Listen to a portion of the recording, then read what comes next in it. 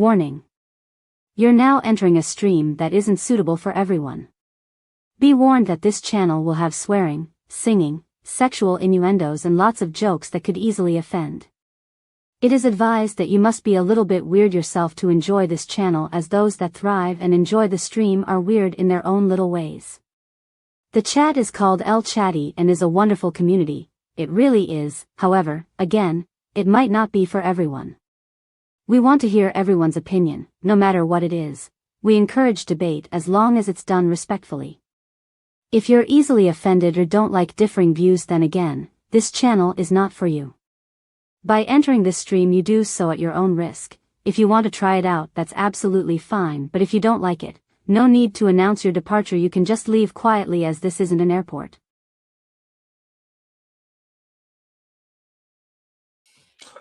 Hello, how are we, people? Good morning to you, Rhonda. How are you, my darling? Good morning to you. Bad dad's afternoon to you, son. I haven't looked at your message yet, but that's about I will. Hope you do well, Brad. Rhonda, how are you? There you go. J-Mac, how are you, my darling? Hope you're doing well. Hope you got those sachets to take upstairs with you. Bad Dazza, again, Bad Dazza. Dave, sorry, was what I meant to click. How are we doing, Dave? Our favourite Dave in the chat. How are you, sir? Nice to see you. Welcome, everyone, from Sarah P. Thanks for joining. Please hit the like, subscribe, and hit the notification bell on the way in, please. So that would be very... Oh, shit. What's this? Oh, fuck.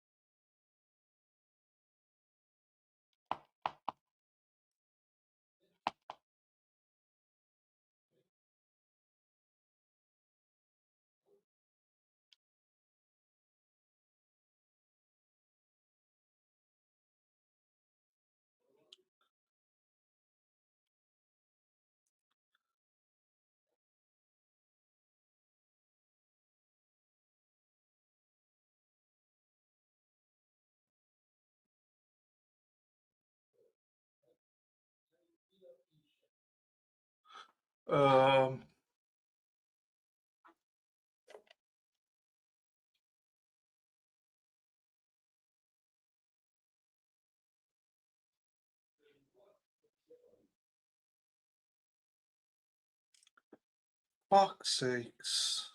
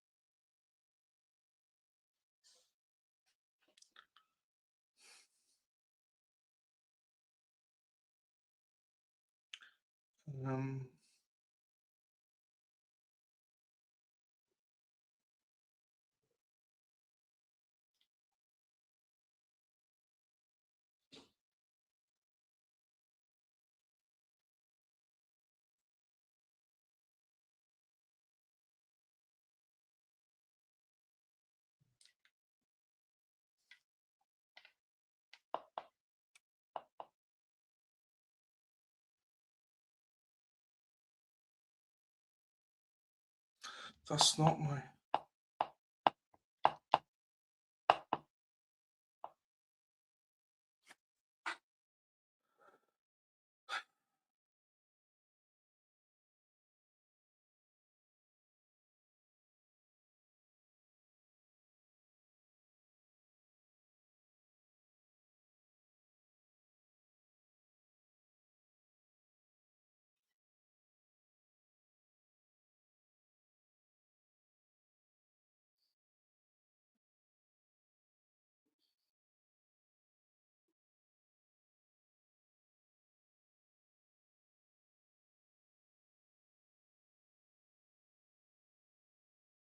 Okay.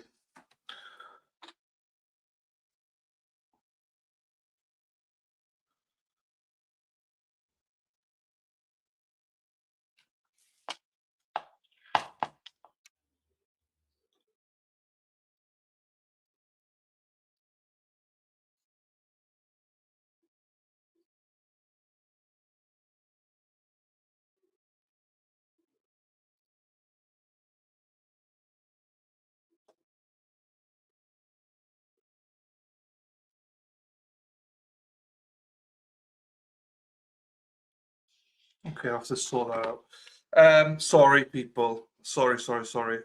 There you go. If you like to support the channel, PayPal, Buy Me Coffee are the best options. Thank you very much. Morning, Hot Mama. How are you? Hope you're doing well. Josie, me Josie.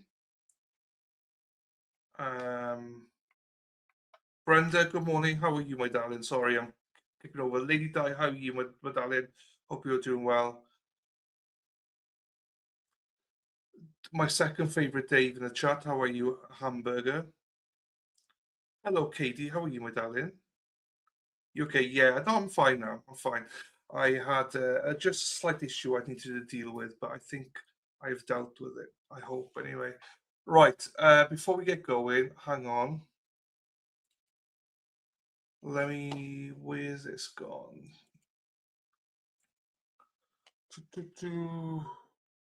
Um,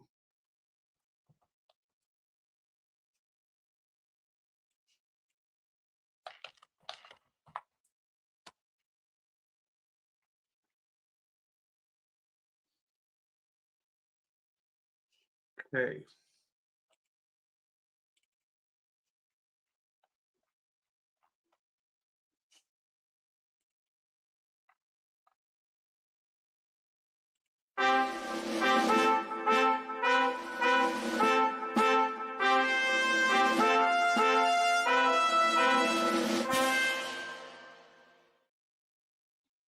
Thank you to Katie for the 10 coffees. She said it's the first of the month. Thank you, Katie, for those coffees. I do really appreciate them, my darling. Thank you, my darling. I hope you're well as well, Katie. Marky, how are you, sir? Hope you're well. Good morning to Erin Buddalan. I said you're my second favourite because there's only 2 Daves, so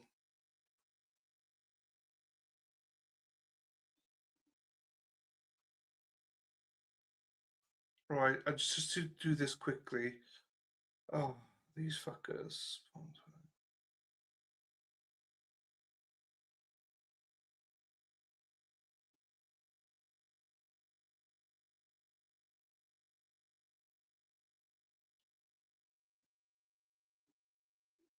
I just got to upload something. Oh.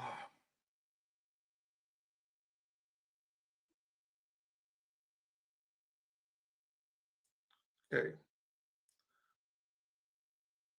My I think I've dealt with it.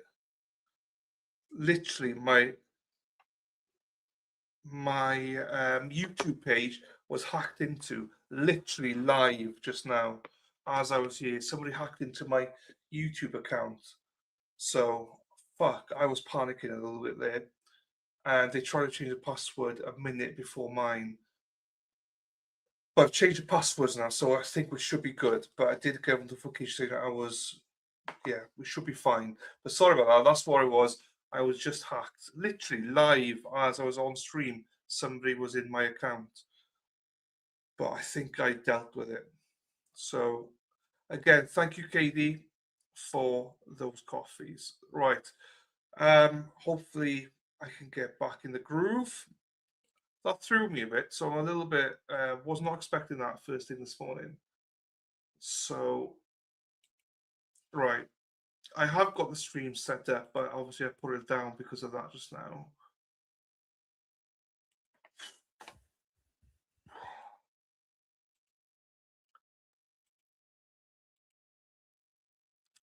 Yikes is right. I was fucking shitting a brick right now. I was literally panicking a bit there, but I did have to do it. So Right. Let's get going then. We are a little bit behind. It started about 20 minutes ago, but I think they had like a sidebar or something to start off with. But we'll see it from the off, and then we'll skip the break then. So here you go. All right. Let the record reflect the state's present defense counsel, the defendant present. Good morning. Good morning. Are we ready to proceed this morning? I know we started a little bit later than I wanted to. We had a hearing that I had to handle before. So here we have our two witnesses here to call for. The state is requesting the introduction of an exhibit that we believe is highly relevant, but Your Honor has to make a ruling on it. So, Okay. so the state would call Dr. Noelia Hernandez.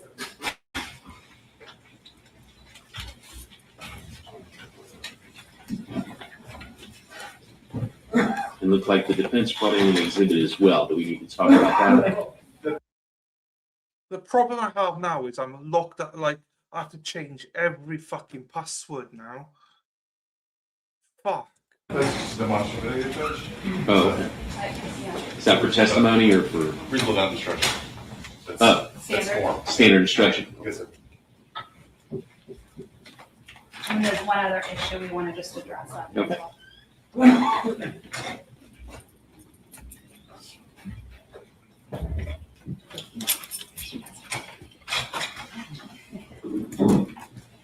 All right, if you'll raise your right hand. You swear affirm testimony you give will be the truth, the whole truth, nothing but the truth? You take a stand.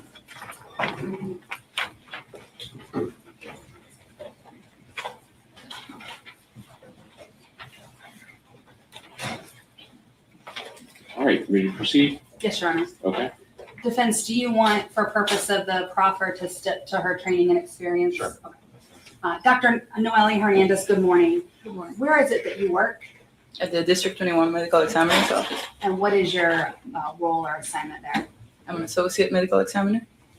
Did you have the opportunity to review and analyze a case involving a victim by the name of Kayla Rincon-Miller? Yes, I did. And in your examination, what was the cause of her death? It was complications of a gunshot wound of her torso. And And if you could do me a favor, talk a little slower and a little louder. All right. Thank you. may I approach, Your Honor? You may. For the record, I'm showing defense counsel 7D. Dr. Hernandez, I'm showing you State's Exhibit 7D. Would you take a look at that and tell me if you recognize the photograph? Yes, I did. And what does this photograph show? It's a picture of the entrance wound on the decedent. May I show this for purpose of the hearing, Your Honor? Yes. I'm not going to introduce anything through her now, if that's okay. We will during the trial. Were you able to determine anything about this gunshot wound specifically? As far as like what's surrounding the wound, are you able to tell what that causes? Yes. Okay, and if you could just describe to the court what that is. You might need to get out of the way so she can see it. Yeah, I'm sorry. I'm trying to stay by the mic. All right. I appreciate it. So the abrasion, the gray abrasion surrounding the wound, what that tells me is the distance of the weapon from the entrance gunshot wound, as well as telling me it's an entrance. Okay. So let's talk first about it being an entrance wound. How are you able to tell that it's an entrance wound?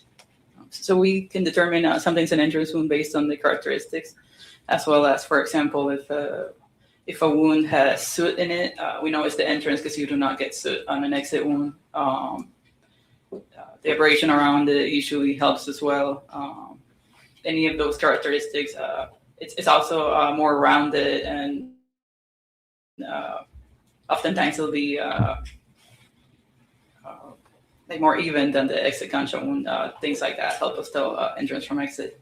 And were you able to determine whether there was an exit wound on Kayla's body? Yes. Where was that exit wound? It was on the lower part of her back. Now, in this photograph, we see some lines. It looks like 5 lines or so near the entrance wound of the gunshot. Have you ever seen any of these kinds of markings from any sort of medical intervention? No, I have not. And based on your training and experience, is it your belief that these are not likely to have come from any kind of medical intervention? That's correct. I have nothing further from this witness. Okay. Morning. Good morning. Doctor, those 5 lines, 4 of them super faint. What made those marks? Can you say with any degree of scientific certainty? No, I cannot. So you're saying in your experience, there's no signs of intervention that would make those marks. Did you test them? I did not do this case, and no, I did not test them. How would you, as a doctor, how would you go about seeing if those marks came from medical intervention? We normally, depending on the type of procedures they did, we have an idea of the type of instruments and the type of incisions they do to have an idea of the type of, we call them artifacts that they can produce during those procedures. So do you know if those marks were tested to see if there's any adhesive there? No, I do not know. Are you aware of any types of medical or life-saving procedures were used in this case? Yes. You aware that there was a pressure seal applied repeatedly to her chest? I was not aware, no. So on and off, on and off, on and off. You weren't aware of that? So you don't know if that's adhesive? So adhesive shouldn't cause, those are abrasions, and you don't usually get abrasions from an adhesive. All right, so you know there are abrasions because you tested them? I can tell they're abrasions based on their appearance. Just a minute, first. Yes.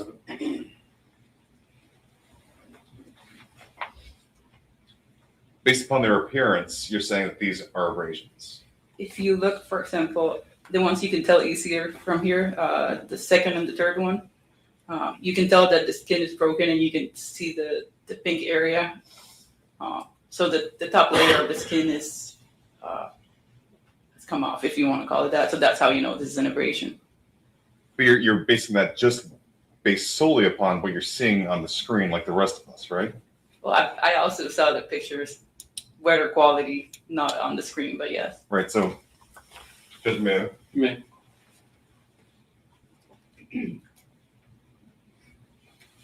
So looking at the picture itself, close up, is what you're saying, because I can look at this closer up. Yeah. Right, Well, that's how you're forming your opinion? Based on the picture and also on the report and all the notes from the doctor, yes, I can tell it's their abrasions. Right, but the notes from the doctor, you didn't look at the body yourself. I did not. So when did you get on this case? When I was asked to testify for it to cover for the doctor that actually did the case. And when was that? Maybe like 2 months ago, 2 months ago. approximately. I don't remember the exact date. So the qualifications you have from all the rest of us, in the courthouse, using our eyes and judging this, you're saying that this is an abrasion as opposed to adhesive, as opposed to anything else that might have been done at the hospital or at the scene. Is that correct? Based on looking at it and based on all the other wounds I've examined throughout my career, yes, I can tell you that's an abrasion. So that's your opinion that it's an abrasion? Yes. I cannot tell you, I can tell you I've never seen anything like it in the hospital, but like I said, I can't tell you what caused it.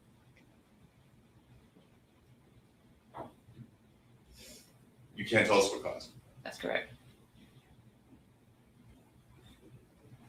it. Nothing further. Dr. Hernandez, I did forget to ask you, we talked about this being an entrance wound. Are you able to determine how far away the firearm would have been from Kayla when the gunshot was fired? Yes. And how close would that gun have been to Kayla?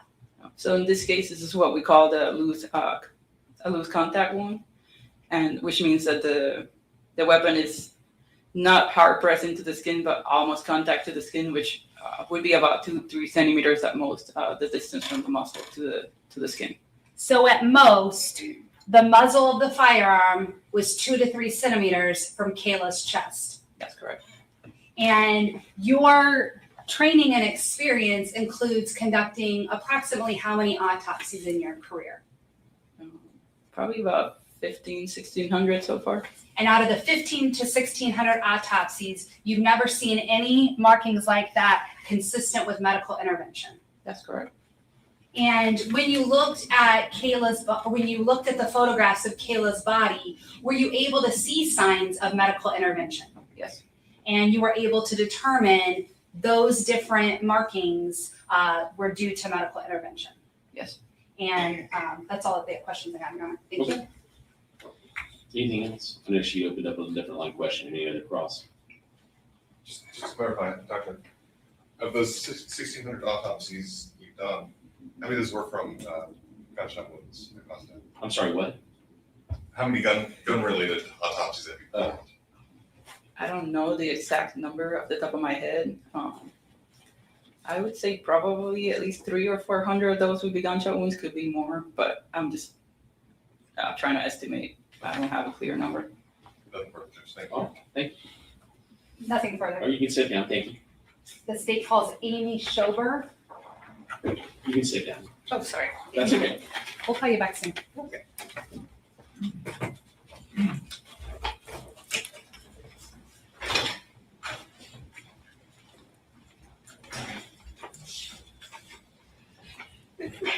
Bless you.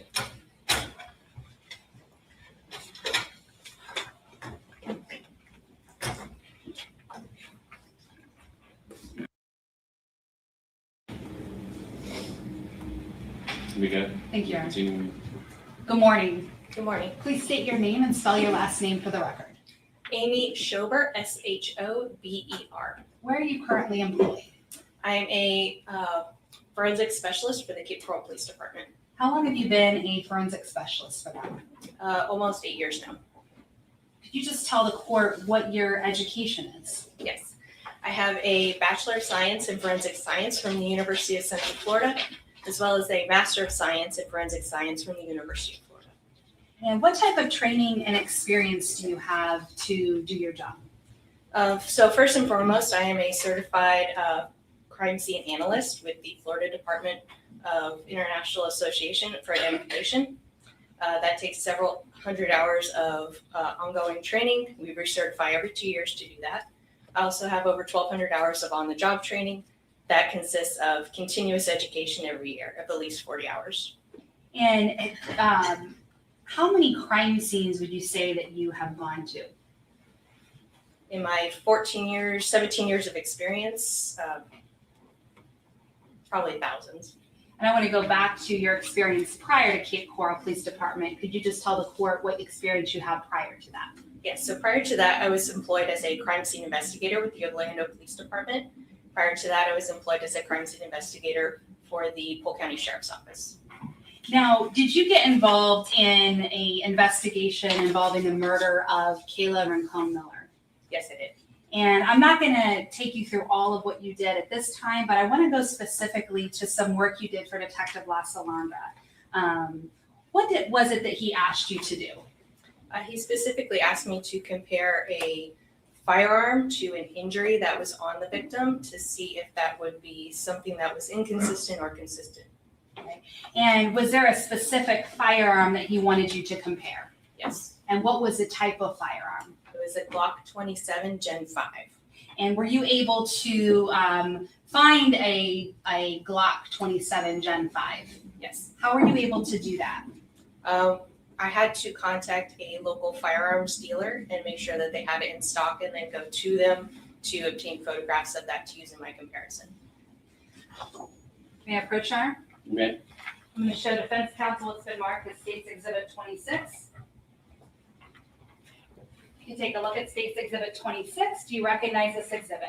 Yes, I do. What is it? This is a picture of the firearm that I photographed at the firearms dealer.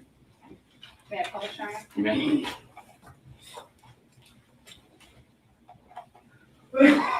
When you checked out this firearm, tell the court the work that you did to go about trying to determine if it was consistent or inconsistent with the injury on Kayla. So my first job was to obtain photographs of the firearm. Specifically of interest were the serrations that you see on the front end of the firearm. There's numerous parallel lines. Those are grip assistance serrations so that when you're moving the slide on the firearm, you can have a better grip on it. And are you referring to these lines on the front as well as the lines on the back of the Yes. firearm? I obtained photographs of those areas of the firearm using a scale. May I approach, Your Honor? Ma'am. For the record, I'm showing 26A and 26B to the defense counsel. Do you recognize these exhibits? Yes, I do. And what do these exhibits show? These are 26A is a photograph of the firearm, again, this time with the scale included, and 26B is a photograph of that front end of the same firearm with the scale included. And did you scale all parts of the firearm? I did photograph all parts of the firearm. And I'm showing 26A, and on top of the firearm, is that the scale you're referring to? Yes. And then I'm showing 26B, and is that just showing the various markings on the front of the slide of that firearm? Yes. Okay. And what was your reason for scaling, putting a scale with these photographs? So I was aware that the injury to the victim was photographed at the medical examiner's office using a scale as well. In order to compare the two, I need to have a scale in both photographs. So I included a scale in the firearm photograph so that I could compare it to the scale with the injury photographs. And I'm showing you States Exhibit 7D, which we just saw with Dr. Noelia Hernandez. We see this scale in this corner area. And is that what you were using to make sure that you scaled the firearm parts with the injury correctly? Yes. And after you got them to scale, what is it that you did next? So I needed to compare them to one another. In order to do that, I uploaded both images into a program called Photoshop. I then changed the transparency of the firearm image so that you could see whatever image was placed behind it. Once they were scaled, I overlapped the image of the firearm with the image of the injury and compared it from there. And when you scaled it and adjusted it in Photoshop, did you change the image anyway as far as altering it? So the overall size of the image is changed, but you can do an aspect ratio lock. So that is the length and the width of the image. Those are changed together so that the image isn't distorted in any way.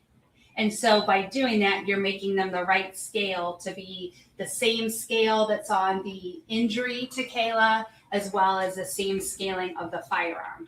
Correct. And again, when you're making it the right scale, you're doing the corners of the photo at the same time and locking that in so that the image isn't getting altered or you're not trying to fit it in any way. Correct. Now, when you went into doing this, did you have a goal or what was it that you were trying to accomplish? So I went into it with the mindset and the goal of trying to disprove that this firearm serrations could be the instrument that caused the abrasions to the victim. I'm going to show you States Exhibits 26C, B, E, and F.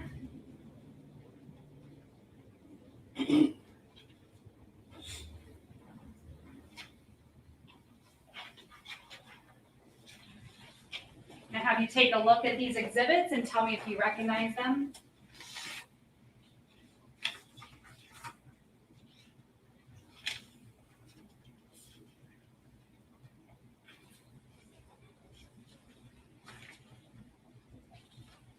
Yes, I do. And what do these exhibits show? These are various images that I produced showing the overlay of that firearm with the injury. Okay. And when you talk about the overlay of the firearm, did you do an overlay for each part of the firearm? Yes, Okay, so how many overlays were created then? I believe there were 8. And so they were showing, if you could just describe what parts of the firearm you did the overlay for. Right, so in this case, we didn't know the exact orientation of the firearm during the firing, nor what was happening, as I was informed that it was part of a struggle. So we tried to do as many as possible to try and rule out that this could be the item that caused those abrasions. So I did different orientations of the firearm, both the left and the right side, as well as upside down and right side up. Let's start with 26D. Actually, I'll go in order. 26C. What do we see here at the bottom? So at the bottom, you see the scale and the medical examiner's case number. Okay, and then here, right next to the wound, what do we see there? That is the scale that I have included in the firearm photo. And does that scale match the scale that we see in the photograph from the medical examiner's office? Yes. Okay, and then this overlay, is this what you created using Photoshop with the different mechanisms you just spoke about? Yes, so that you could see both the firearm and the injury simultaneously. All right, and what part of the firearm is this overlay from? So this is the front end of the firearm. The scale that you see that I placed that's closest to the wound is actually the muzzle end of the firearm. That little notch that's towards the lower left side of the photograph, that's the front sight of the firearm. Okay, I'm going to show you 26D, and it appears that you have a scale at the top of the overlay. Can you describe what part of the firearm this overlay is from? Yes, so this is just a different orientation of the same firearm. Again, you can see that little notch. This time it's towards the top right of the photograph. That would be the front sight. And those are the serrations. In this one, the muzzle again is pointed towards that scale that I've placed. So it would be pointed towards the top left of the photograph. So the muzzle would be pointing away from the wound. Correct. Now I'm showing States Exhibit 26E. And what does States Exhibit 26E show? So this is the left side of the firearm. And when I say left or right, I'm referring to the left as if you are holding the firearm. So this is the left side of the firearm. Again, this one is pointed towards the wound. And you can see the top notch at the top, at the lower left part of the photograph. Which one are we, where's the top notch? Right next to If it would this. assist your testimony, you can step down. Thank Might- you. Or less confusing. You speak up loudly because there's not a microphone right by you. This notch right here would be the front sight of the firearm. Okay, and then And obviously, if you all need to move, you can. this black area that we see behind your overlay you've created, is that the wound on Kayla's body that's showing through? Yes. Okay, and then I'll have you stay here. I'll show you 26F. And what does 26F show? So again, this is the left side of the firearm. In this one, the muzzle is pointed away from the wound, and the front sight that I've referred to in the other photographs would be here. Okay, and we just see again the injury showing through in these spots up here. Yes. Okay, and based on these photographs, does 26E with the muzzle pointed toward the wound, does this appear to you to be consistent with those wound marks? I can't observe anything that makes it inconsistent with that injury pattern. Thank you. You have a moment, Your Honor? Yes. Nothing further for Ms. Strober? Sweet. Just may I first exhibit? You may, do you want her to stay down here as well? That's fine. Okay, that's fine.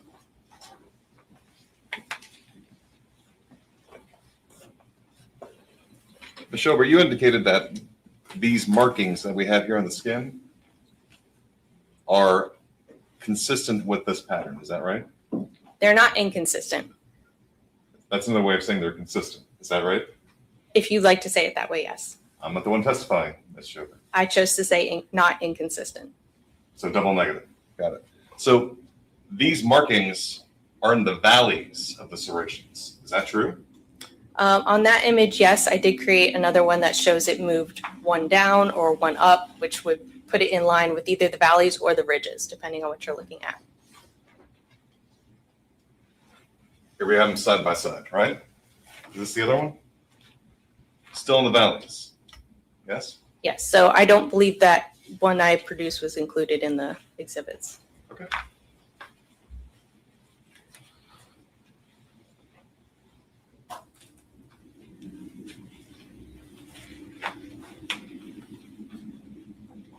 Are you a member of the Association of Firearms and Toolmarks Examiners? No. So you have no specialized forensic firearms training, is that accurate? I am a certified certified firearms specialist.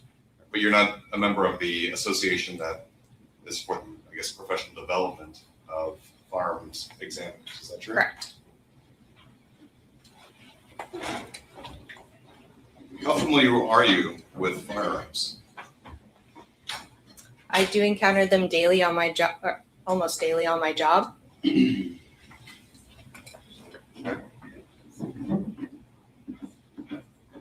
you know the difference between the serrations of a Glock to a Smith & Wesson?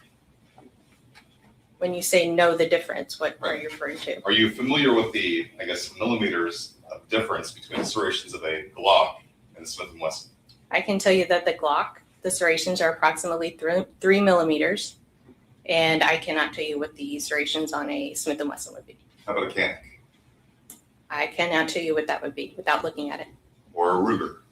I cannot tell you what that would be without looking at it. A Taurus? Cannot tell you what that would be without looking at it. How about a pattern 1911? I cannot tell you what that would be without looking at it. So is it possible that those marks or abrasions, assuming that that's what we're calling them, is it possible that a Colt made those? I would have to compare a Colt in a similar way. Did you compare the serrations of a 1911 to those wounds? Are you aware that there was a 1911 allegedly used in this case? I don't believe I was aware of that.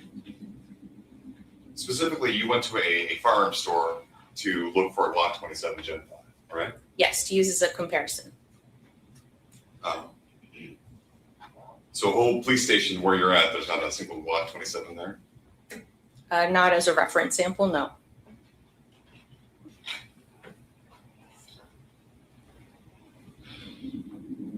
So you're saying that it is consistent with a Glock 27, but it's also is it fair to say it's also consistent with a lot of serrations found on lots of different firearms in this form? That may not be true. I would have to do a similar comparison again with those firearms to those injuries to make that determination. But you didn't. Correct. I was only asked to compare one firearm. Don't you think it's kind of misleading to say this came from a Glock 27?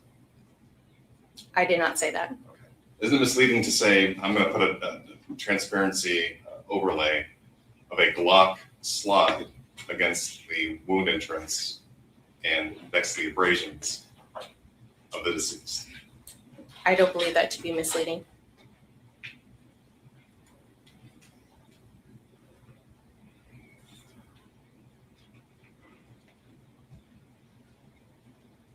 The Glock 27 also has serrations in the back. Is that true? Correct. That's to assist with racking the slide, right? Correct. Same thing with the front serrations. It's to assist with racking the slide. Correct.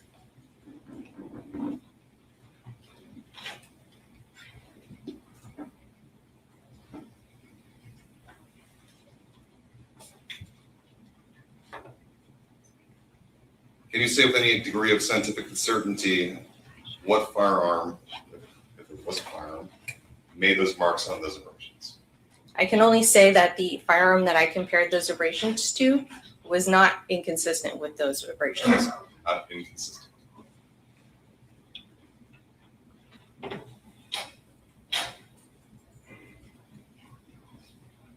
you say what those marks are consistent with? I would say that firearm slide based on my comparison. All right, so now you're changing your testimony from not inconsistent to consistent? Or are we mincing words here? I think you are mincing words.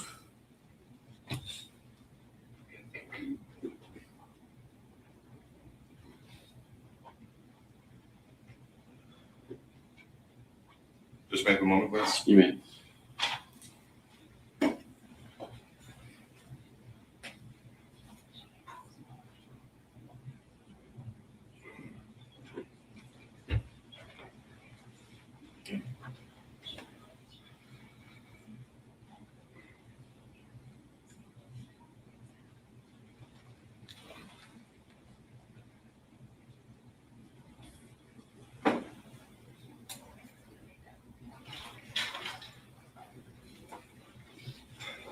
Ms. Shelby, you consider yourself like a forensic scientist, right?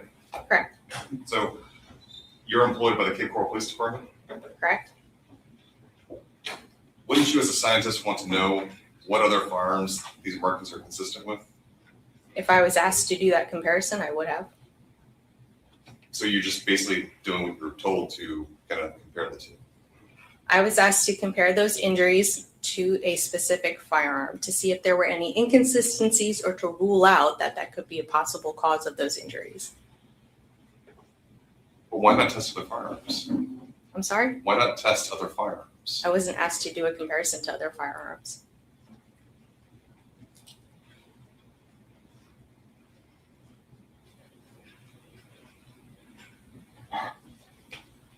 Other further questions?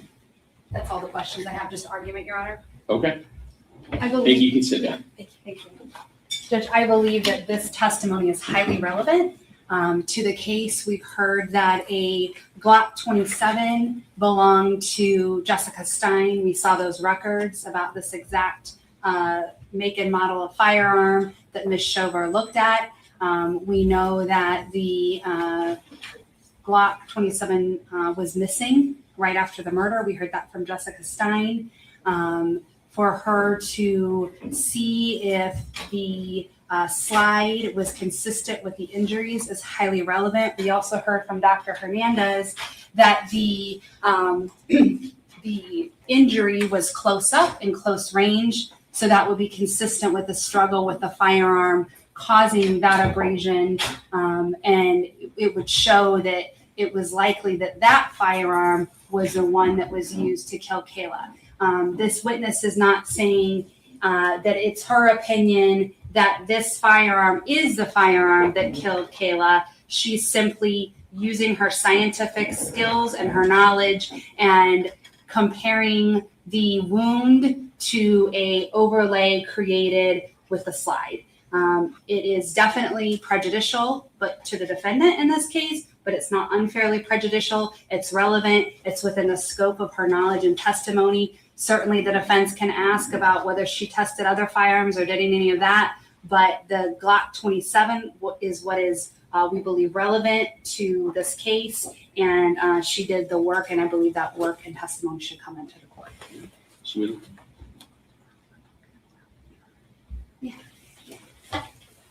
Judge, it's hard to put into words how categorically misleading this evidence is. Slide with the overlay with the word Glock on it compared to the wound. When this witness is saying without any degree of scientific certainty, it's consistent with it, right? But it may also be consistent with a Smith & Wesson, a Canik, a Ruger, whatever firearms manufacturers make front serrations or back serrations on a slide. And even the 1911, that's also alleged to have been used during the course of the robbery by Christopher Barnes Jr. It's too misleading, Judge, to members of this jury to put a Glock slide superimposed to these wounds in front of this jury.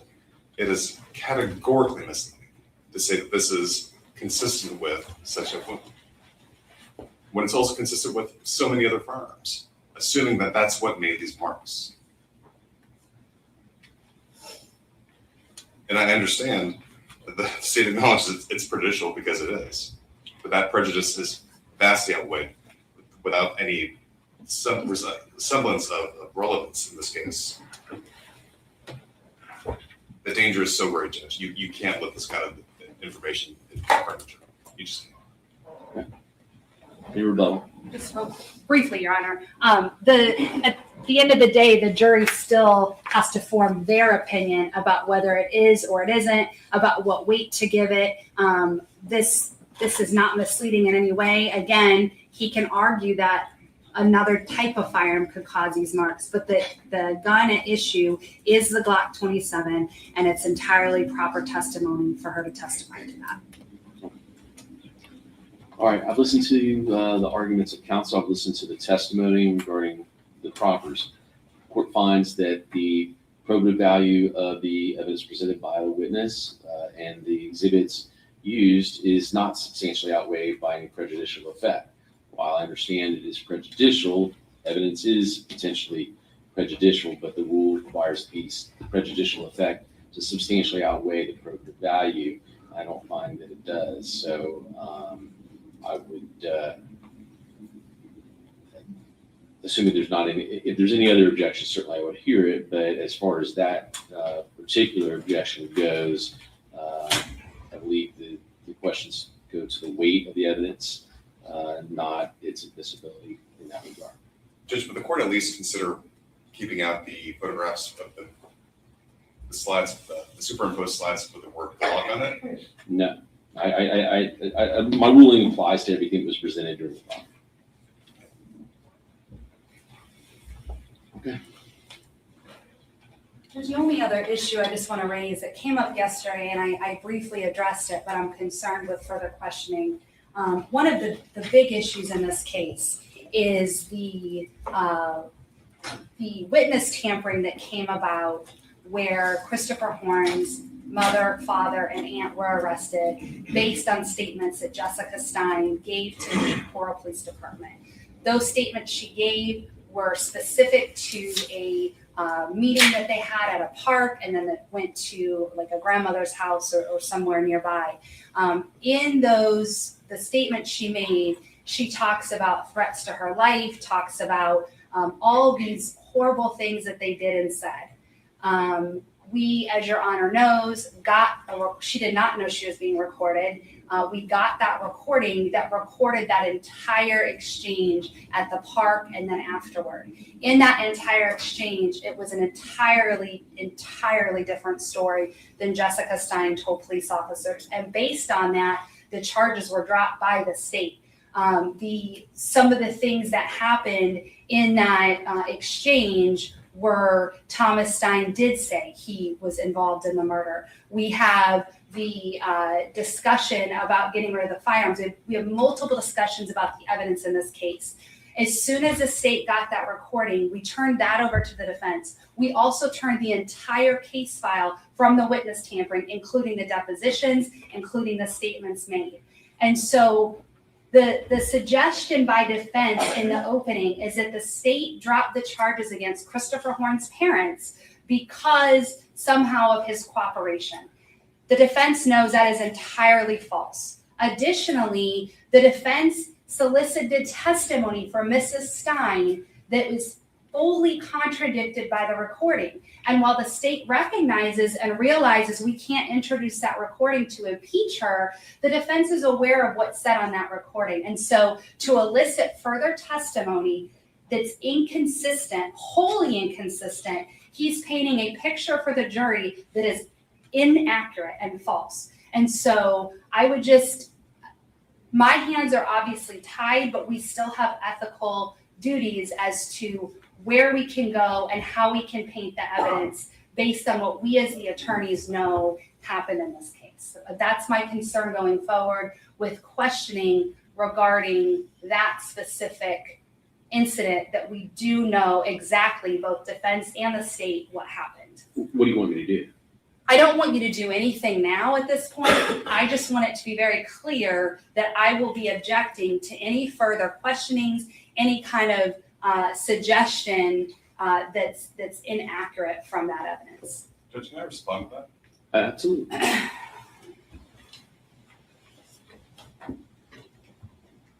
She claims that she has this secret recording that was made by Christopher Horn Sr. that covers the entire exchange, but that's not accurate. There's 4 different people from the Christopher Horn's family that were there at the park, there at the house. There are different conversations going on at the same time. And to say that Thomas Stein admitted that he took part in the killing is absolutely false. I've listened to it repeatedly. You all can address the court, but Judge, and if necessary, I can listen to the recording. Judge, certainly, if Ms. Miller has a problem with my ethics, then she knows what she can do, right? She can file a bar complaint. But in fact, I think I didn't take it as she was accusing you of any ethical violation. I think my understanding from what she's saying is just to make sure that there wasn't something that was presented to the jury that was misleading going forward. This was what I took it as. But I did ask, what do you want me to do? So go ahead. Judge, the bias or potential bias or credibility of a witness is always relevant. Would you agree with me? Christopher Horn is receiving a benefit. He's testifying In exchange for that, I am able to argue that his parents' cases were dropped. Because of the proffers that he gave, he allegedly were concerned about the cases that were currently pending. And in fact, Ms. Miller makes him this guarantee. Listen, the cases against your parents, they've been dropped. This is they're on the second prong, right? I know you were concerned about the first time, but now you can tell us the truth.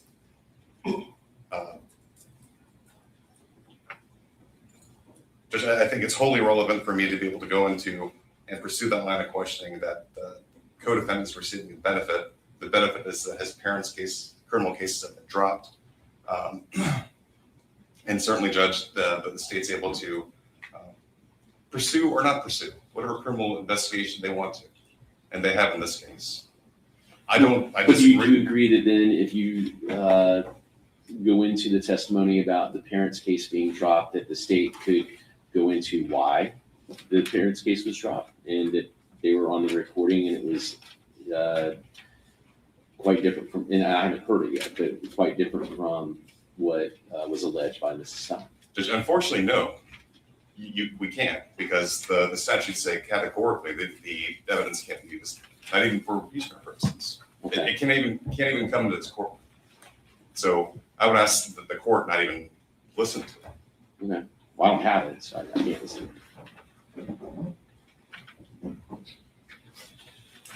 But you're asking them to kind of use it as a sword and Hippie chick, Marky C, Spacey Stacy, walking those streets all night. You go, ladies and Marky, go have some fun now. Let's go, girls.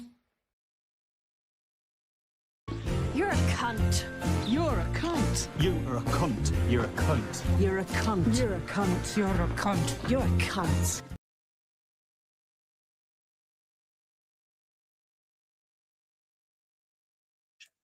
That's it. I was muted without knowing. It's getting testy. It's getting a little bit spicy. shield. I'm sorry? It sounds like you're kind of asking to be able to use it as a sword and a shield. No, sir. Okay. So the state's asking to shield themselves, to insulate their decision, Right. not to pursue the criminal matter. That's And she's explained why they didn't was because the allegations, and I haven't heard anything, so I don't know, but the allegations by Mrs. Stein about what happened at this meeting were opposite to what they heard on this secret recording, and therefore the credibility of those allegations, I guess, was determined by the state that it wasn't credible, and so that's why they dropped it. I mean, that's just what's been proposed to the court. So it sounds like you're in disagreement with that, or Yes, sir. but you've heard the recording. You're leaving the specter of a secret recording that's not in front of the jury, Right. that they're considering. We can't. I'm not saying anything in front of the jury about the recording. Right, but to a lot of the states say, well, we listened to a secret recording and conversation afterwards, folks, and that's the reason why we did the pursuit charges. Well, it's not that they can say that really. I guess the question is, should the court let the defense tell the jury that the sole reason that the state dropped those charges was to get the co-defendant to testify against Mr. Stein? Because that's what it sounds like you're alleging. Judge, I think I'm allowed to, because that is what happened in this case. Wait a minute. They were Wait. You're really careful about your representations to the court. So is the state in error about what's on the recording, and that Ms. Stein's statements to the state and allegations were not credible? Are you saying that what Mrs. Miller said is not true? Judge, I'm saying that the recording does not cover the entire exchange, right? It doesn't cover when they went by her house. It doesn't cover when they went by her house the following week. It doesn't. Okay. The recording isn't all encompassing. Okay. But the recording itself, though, does that, I guess, what's the word I'm looking for, conflict with what Mrs. Stein's allegations were? Judge, certainly the characterization that it was some, you're going to do this or else isn't on the report. Well, I didn't ask that. I just asked if it conflicted. To that extent, Judge, it does conflict. Okay, so that could be a reason why the state dropped the Sure. charges. So to allow you to tell the jury that the only reason is because they wanted to get the co-defendant to testify against Mr. Stein without including that, well, also there was conflicting testimony from Mrs. Stein compared to other evidence the state had would be misleading, right? That's correct, Judge, because the state also took the deposition of Jennifer Stein, who was Jessica Stein's sister, and there was, I guess, a conflict there that they kind of hung their hat on. Okay. And not my whole point is I'm not about to let either side intentionally mislead the jury. And so, and I'm not saying that's what you're doing, but I understand Mrs. Miller's warning, I guess, or caution to not let somebody stumble into that. And so that's what I want to make sure we're clear on and all on the same page. If you are going to say that the state dropped the charges against the parents, I think that's fair game. You can say the state dropped the charges against the parents, but I think if you say the state dropped the charges against the parents to get, solely to get, the reason they dropped the charges was to get the co-defendant to testify against Mr. Stein. From what I've heard, and again, like I said, I haven't heard the recording, so I don't know, but, is that misleading? Judge, I didn't create the timing of this case. I just said, is it misleading?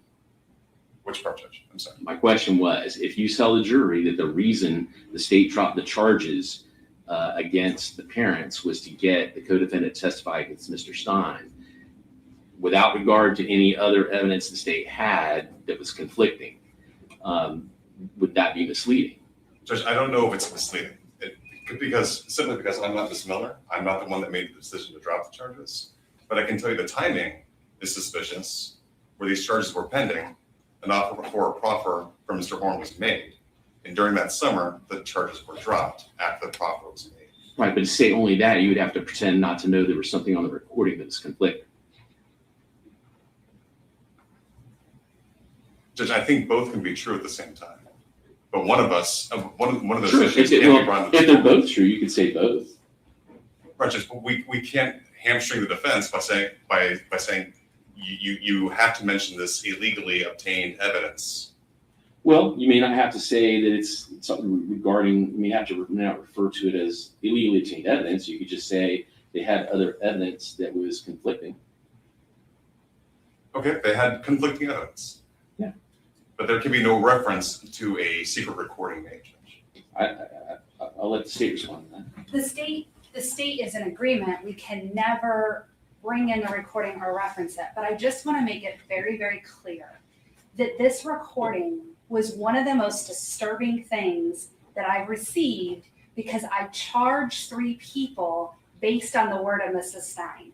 And while she gave statements about other conversations or other outside times when Baraka Stewart, Shanice Stewart may have threatened her or interfered with her, I can't say that didn't happen or did not.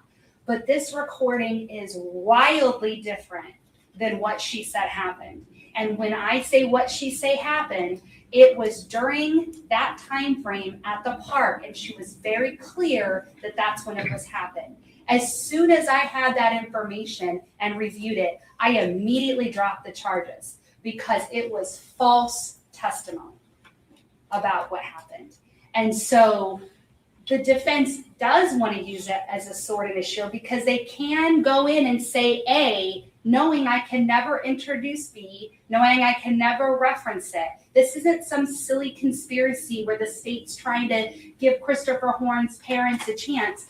In fact, if I could have charged Jessica Stein for perjury, I would have, but my evidence would have been that recording, and I can't use it. That's how serious it was. So going down this road, it is painting a incorrect picture for the jury by saying the charges were dropped to get Mr. Horn to testify, because that is 100% false. So much so that I even provided the defense my notes that I took after meeting with Baraka Stewart and her attorney. Oh, so you got the notes as well. Yes. I may have them, but I will agree with the court. I cannot say that the charges were dropped solely to get Mr. Horn to testify. I agree with that proposition. Okay. Is that fair?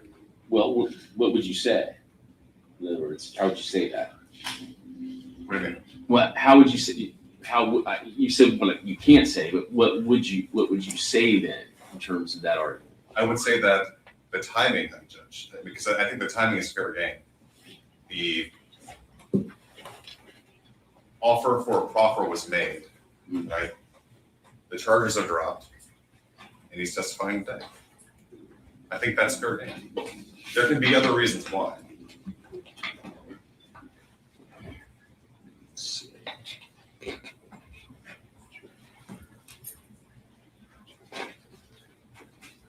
Right, Judge. I think the jury can infer from the evidence what they need. Yes, but you can't imply something you know to be false. In other words, you can't say they dropped these just to get the co-defendant to testify against Mr. Stein, because you are aware of the notes and the recording and the other things that played into that. Does that make sense? Judge, I understand what the court's saying. Well, does that make sense? That you can't imply something you know to be false. You would agree with that? Judge, I don't know it to be false.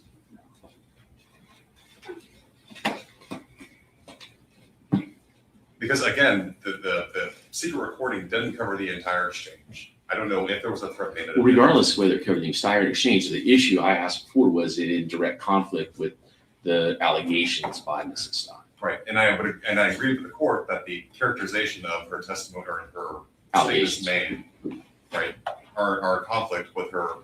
Were they false? I guess her demeanor on the recording. Listening to the recording, looking at the state's notes, would you agree that her statements, allegations were false? Judge, I don't have the notes in front of me. I don't know if Ms. Miller has. Well, I'm sure you looked at them before today. Right, I did. Okay. But I don't. And you listened to the recording. Yes. Okay, so were they false? Judge, the characterization of her notes from the meeting with Veronica Stewart and her attorney. And the recording. Yes, they conflict. It was her allegations were false. If you listen to that recording, would you say those are false?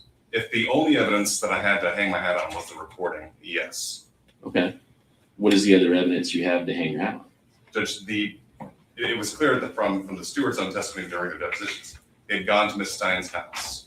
They went there afterwards. They talked on the phone. There was text messages back and forth. I get that the other times. But what Ms. Miller is saying is that the allegations by Mrs. Stein specifically reference the meeting in the park, which was recorded. Would you agree with that?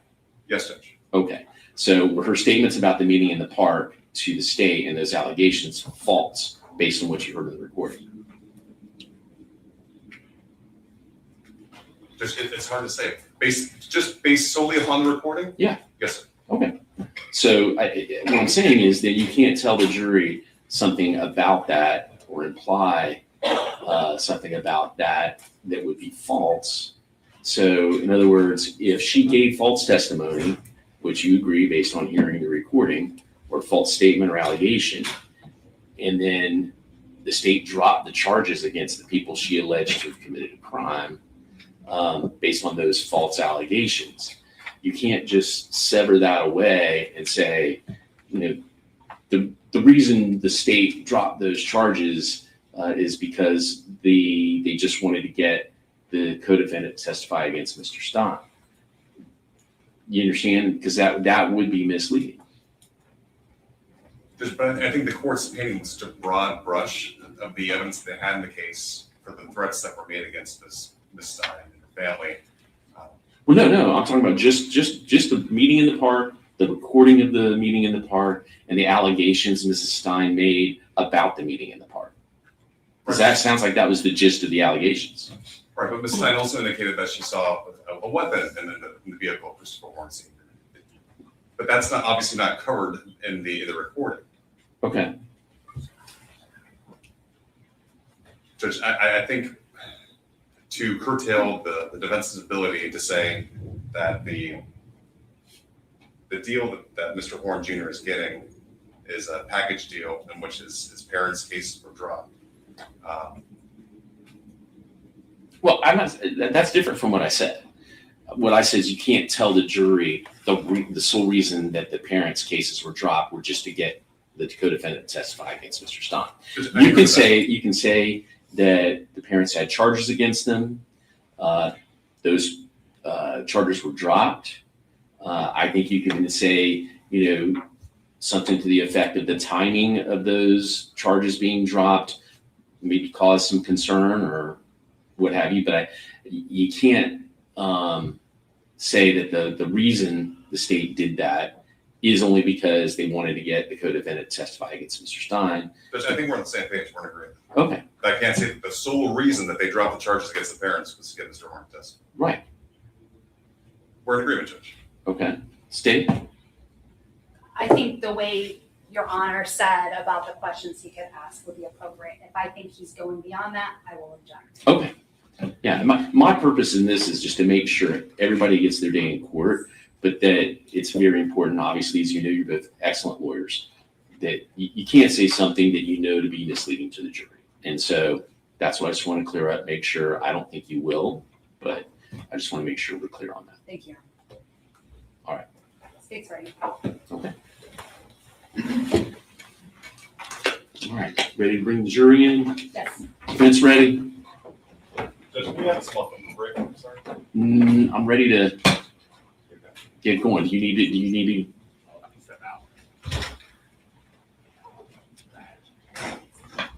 5 minutes. Okay. Well, they said that they could be done by lunchtime today, but I don't think that's the case. The state that is, because we're so late starting, but now we're skipping that 5-minute break. And it was not a 5-minute break, lying fuckers. It was more like a 7.5-minute break. Here we go. Oh, I just finished my pistachio latte as well. It's really, really nice. I'm trying to do this prompt. Oh, it comes in afterwards. Ah, because there's too many words. That's why I need to re-amend that. Fine.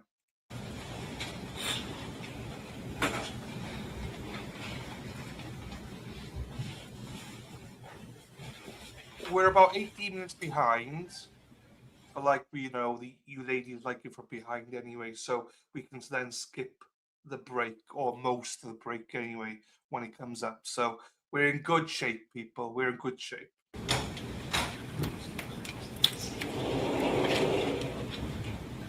There's people working on the elevators next door, so we'll close down, cut down the rules.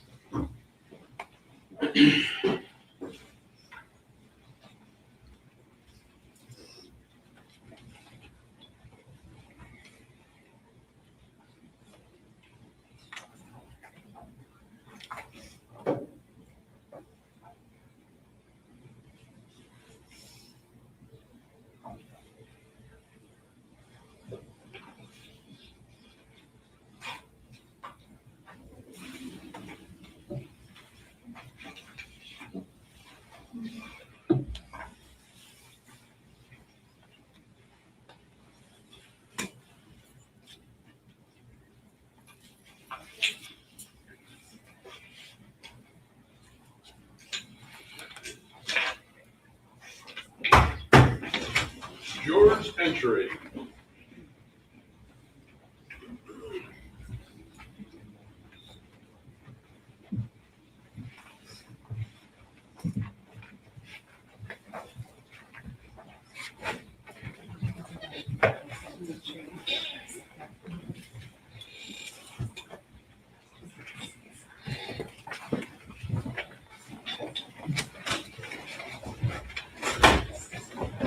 All right, please be seated. Welcome back, ladies and gentlemen of the jury. By a show of hands, is anyone on the jury not able to follow the court's previous instructions about doing research, looking up anything, or discussing anything about their services to jury on the case? Seeing no hands, ready to proceed, state call the next witness. Thank you. The state calls Noelia Hernandez.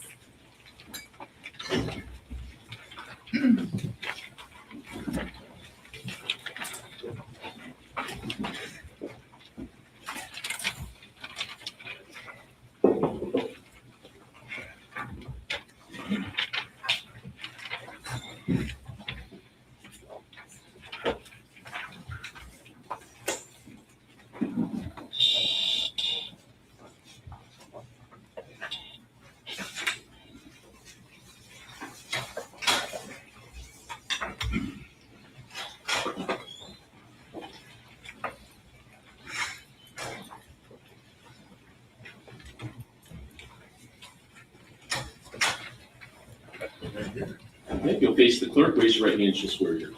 You solemnly swear or affirm that the testimony you give will be the truth, the whole truth, and nothing but the truth. You take a seat.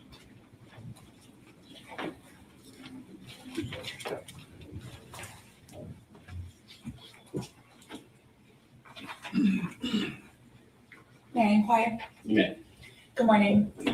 Would you please state your full name? Dr. Noelia Alemar Hernandez. And how do you spell your first name? Noelia, Noelia. And how do you spell your last name? So the first one is Alemar, Alemar, and the second one is Hernandez, Hernandez. And what do you do for a living? I'm an associate medical examiner And where do you practice? at the District 21 Medical Examiner's Office. Is that located right here in Fort Myers? Yes. How long have you been employed there? It'll be 7 years in September. In order to get your job there, did you have to achieve a certain educational background or degree? Yes. And what was that?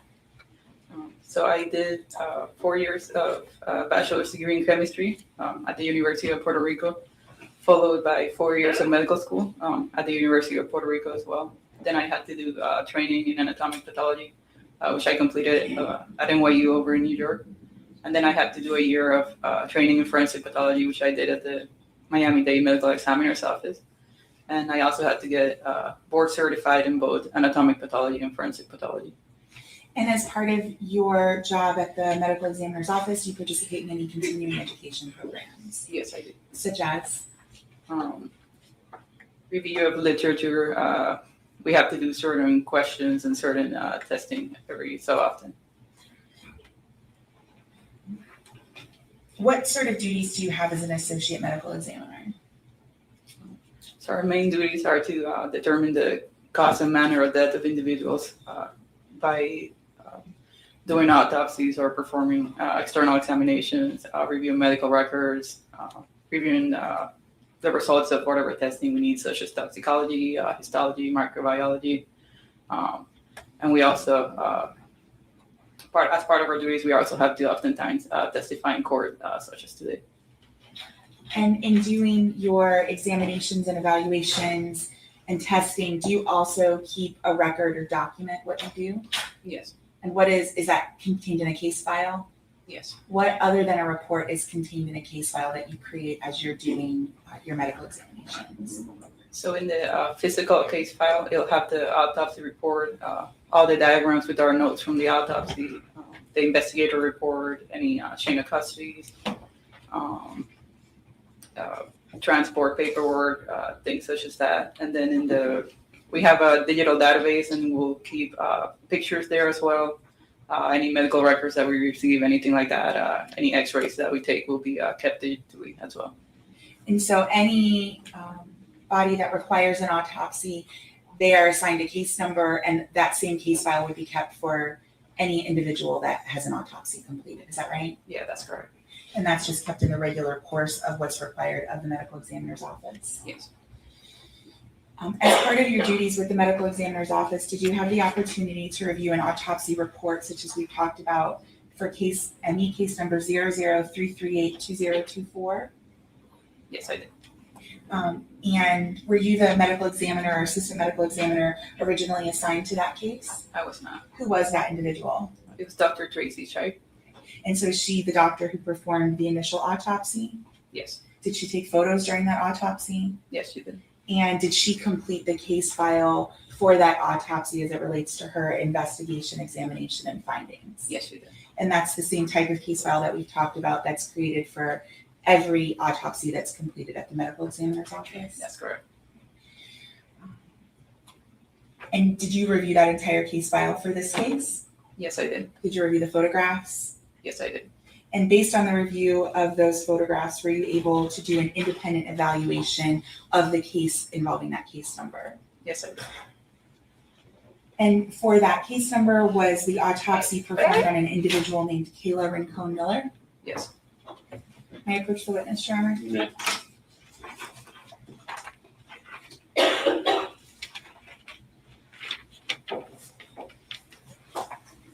I'm showing defense counsel with argument entry as State's Exhibit 7 and 7A. And then this is 7B and 7C.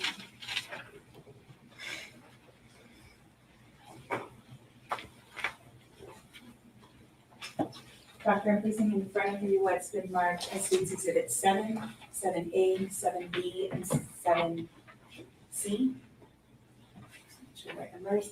Can you take a look at those and tell me whether you recognize them?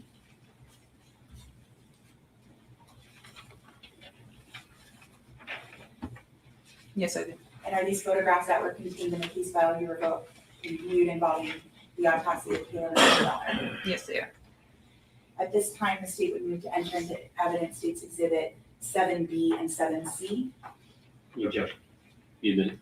and then 7 and 7A have already been admitted. May I publish these to the jury? All right. I'm placing on the viewer what's already been entered as State's Exhibit number 7, number 7A,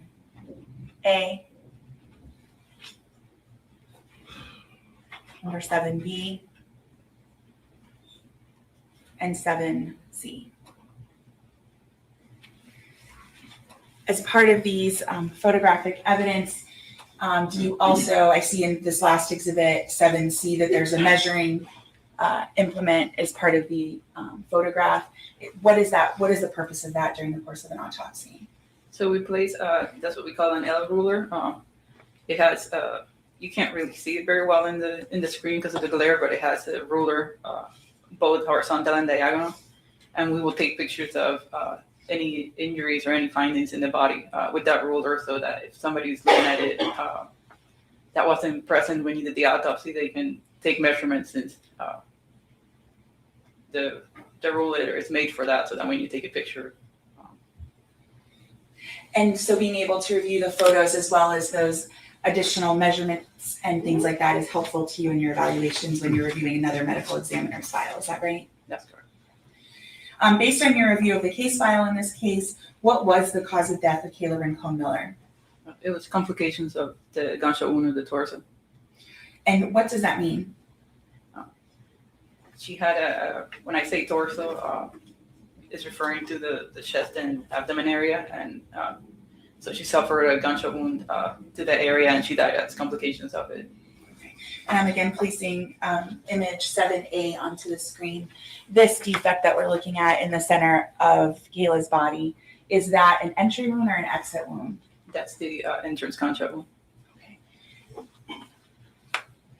What was the exact injury that caused the death in this case? The gunshot wound. Just wanted to make sure I understood. And were you able to determine a manner of death? Yes. And what was that? It was homicide. How many categories are there for manner of death? In terms of the medical examiner perspective, there's 5 categories. There's natural, which is somebody that dies of heart disease, for example. We got suicide, which is somebody that takes their own life. Accident, which would be, for example, somebody that dies in a car accident. Homicide, which is somebody that dies at the hands of another. And there's undetermined, which is when we can't classify it into one or the other. May I approach the witness, Your Honor? You may. I'm showing counsel what's been marked as State's Exhibit 7E.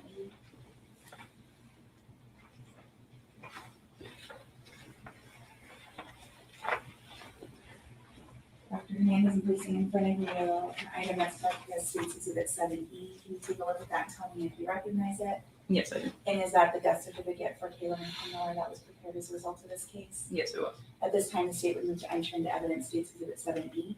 Any objection? Be admitted.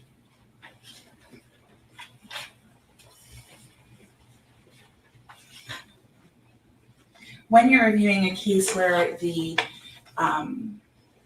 exact cause of death is a gunshot wound, are you able to make determinations about how far or near a gun is from the body at the time that the gun was shot?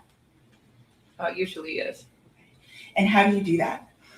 We look for things such as soot, stippling, searing, muscle imprint, certain characteristics of the entrance wound that would let us know how far the gun would be from the skin. May I approach the witness, Your Honor? You may. I'm showing counsel list and mark this case exhibit 7D.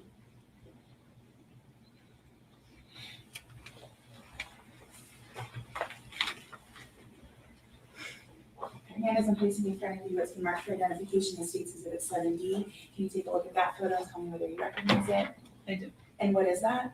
That is a picture of the entrance wound on Kayla. So that one from her chest? Yes, that's correct. At this time, the state would move to enter evidence states exhibit 7D. Evening. May I publish? You may. We place that up on the screen.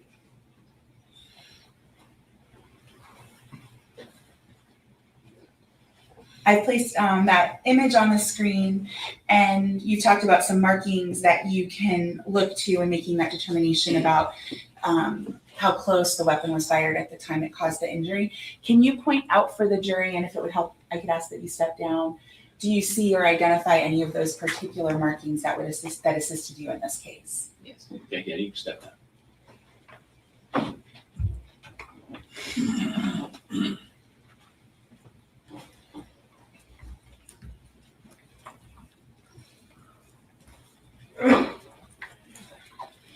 So as you can see this defect right here. You have to speak up a lot louder. Sorry. This defect right here, that's the entrance wound. This marking around in this gray abraded area, which you usually hear on TV, it's mentioned as referred to as an abrasion color. This is what's most helpful in this case. Hold on 1 second. Sorry. Oh, you're gonna bring me. Just kind of soft spoken, so. Sorry. Maybe if we point on the screen. Oh, I can do that.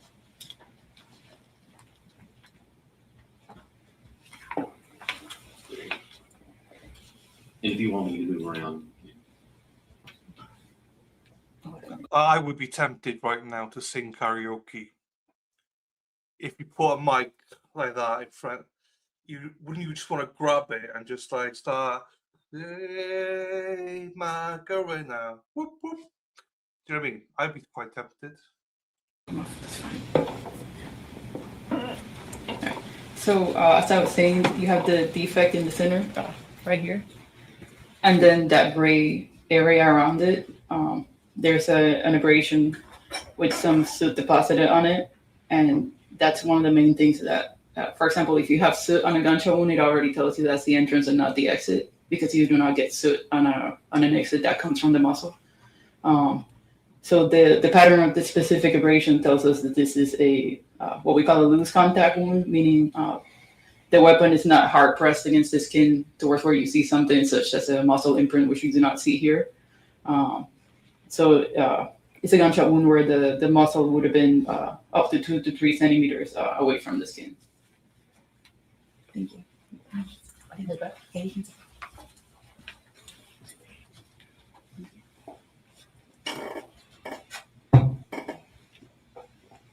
I would probably sing, I like big butts and I cannot lie. Do you know what I mean? One of those. Get Bex out there. I like big butts and I cannot lie. Get Bex to walk past. And I'm going to point to this, and just so that you have it easy with that, I'm going to point to this up here in the top left-hand corner of the photograph. Those markings that we see there, are those markings that you've seen in that pattern associated with any type of medical intervention in the course of your history as a medical examiner? No. And approximately how many autopsies have you completed? About 15 to 1,600. And of those, how many have included gunshot wounds? I would estimate maybe somewhere between 300 to 400.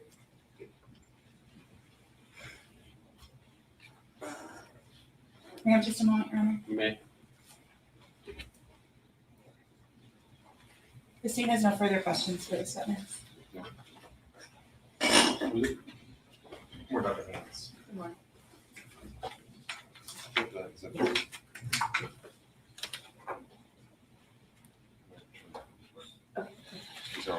they're all the ones that I was gonna bring after you were done.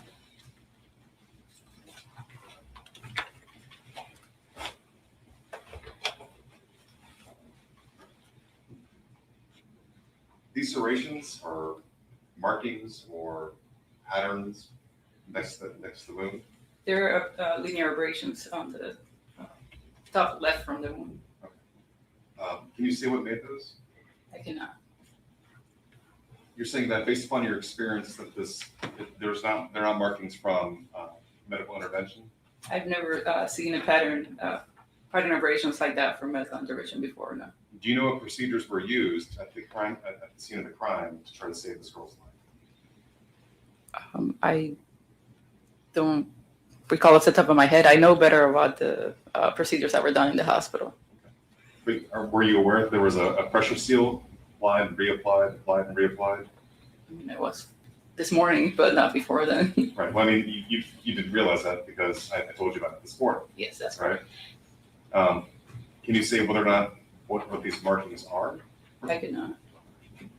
Nothing further, Judge. Thank you. Thank you. Any redirect? No redirect or anything. You can sit down. Thank you. She released? Yes, sir. Any objection to her being released? Yes. All right, you're released from your seat. State caller next witness. State calls Amy Schober.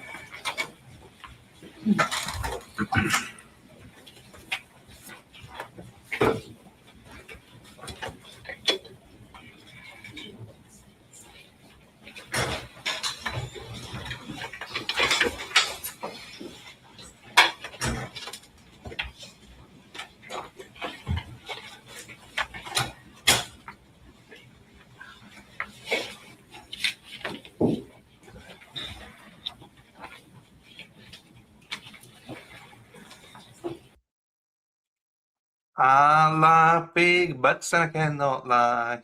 Your brothers cannot deny. Is that the words? I don't know. That when a girl walks in with an itty bitty waist and a round thing in your face, you get sprung. Oh, that's his mother.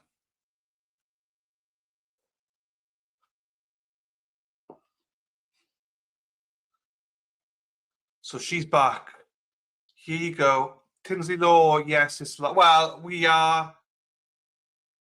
are about 10 minutes behind Tinsley Law, but we're live. We're about 10 minutes behind. Oh, well, actually, maybe 18 minutes behind, just so we can skip the break. But yeah, we're live, yeah. Good to see you, Tinsley Law. Please introduce yourself to the members of the jury. Just a reminder for Dave and anyone else that's high as a kite right now. This week, there's also did a proffer this morning, so you've seen her for the second time. My name is Amy Schober. I'm a forensic specialist with the Cape Coral Police Department. How do you spell your last name? Schober. How long have you been with Cape Coral Police Department? Almost 8 years. What is your educational background?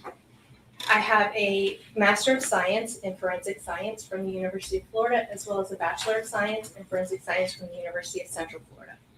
Did you work anywhere prior to Cape Coral Police Department? Yes, I did. Where did you work? I worked at the Orlando Police Department, and prior to that, I worked at the Polk County Sheriff's Office. How many years were you, and in those positions, what was your assignment or role?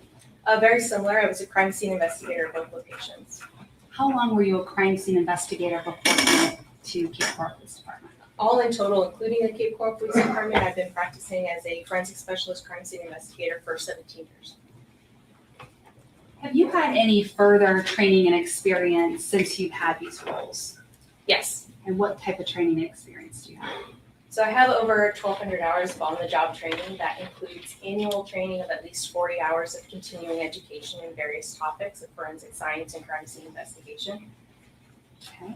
And about how many scenes would you say that you've gone to? It feels like thousands, so probably close to that, high hundreds, thousands.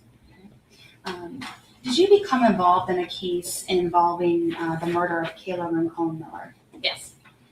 When did you get involved? I was involved on March 18th of 2024. And what was your involvement? My first involvement was attending an autopsy of the victim at the medical examiner's office. What was the purpose of you attending that autopsy? So we are there to collect, mainly to collect evidence as it's collected from the victim. And were you able to collect any items from the victim? Yes. What types of items did you collect?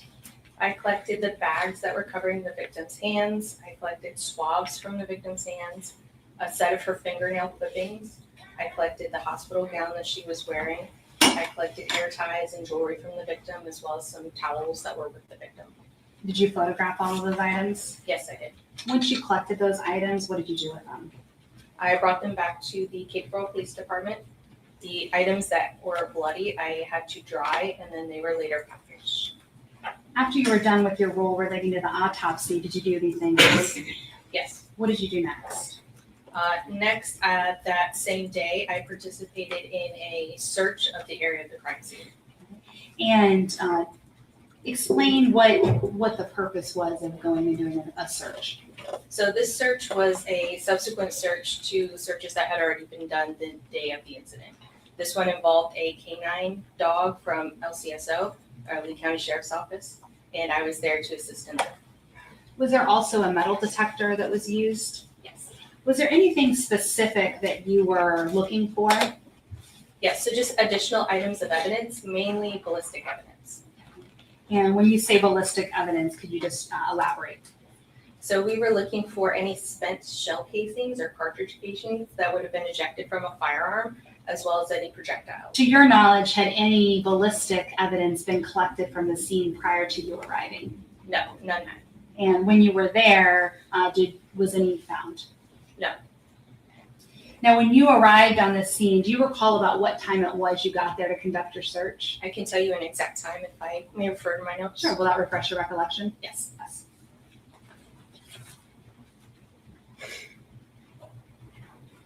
I arrived on scene at 4:31 p.m. And that was on March 18th. Correct. When you arrived on the scene, was it still blocked off? No, the scene was not secured at that time. So there was no crime scene tape anywhere? Correct. Was anyone else out there? I know you said canine. How many people would you say were out there with you doing this search? There was a detective from our agency. There was the LCSO canine deputy and his canine.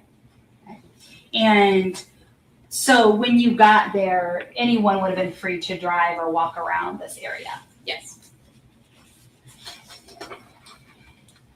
Now, you mentioned going to hundreds, if not thousands, of crime scenes. Have many of those scenes involved a firearm that was used? Yes. And do you have any kind of specialized firearms training? Yes, so firearms training is also part of my continuing education, as we do encounter a large number of firearms in forensics and crime scene investigation. Through that, I am also a certified firearms specialist with the International Firearms Specialist Academy. Could you explain generally how a firearm works? Would you like a specific type of firearm? Sure. Just let's go with a Glock 27. When you use that, how would that work? Okay, so that is what is called a semi-automatic pistol. In general, if the firearm is loaded, once the trigger is pulled, the slide, which is that top portion of the firearm, will move backwards. At the same time, the firing pin is striking a primer that is on the back of the cartridge case. That causes an internal explosion and ignition of the powder that's in that cartridge case. That energy propels the projectile or the bullet from the front end of the gun. That energy also propels backward the casing or cartridge case. If you've ever shot a firearm before, that's what is ejected. So that would come out from the ejection port of the firearm, and the next round would move up into the chamber position.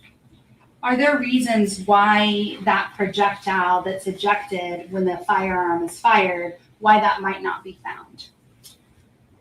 Yes, there's several reasons. Okay, can you just explain those? Yes. So one of them would be with the firing mechanism of the firearm itself. So when that slide comes back, if anything is inhibiting that slide from moving properly, that can cause the casing to not eject or not eject fully. It's what may be called as a stovepipe, but basically that casing would either be retained in there or be retained partially in there, caught up in it. Aside from that, if it does eject fully, it may not be found at a crime scene because it is moved or transported inadvertently from the crime scene by the actions of first responders or people that are, trying to help in the situation, other witnesses, etc. And did you also help with the execution of a search warrant of 69 West Mariana Avenue? Yes, I did. And when did you help with that search warrant? That was on March 19th. I'm going to show you State's Exhibit 16C. Do you recognize this exhibit? Yes, I do. And was this the house that you helped conduct the search? Yes. And was that the house that belonged to Jessica Stein? Yes.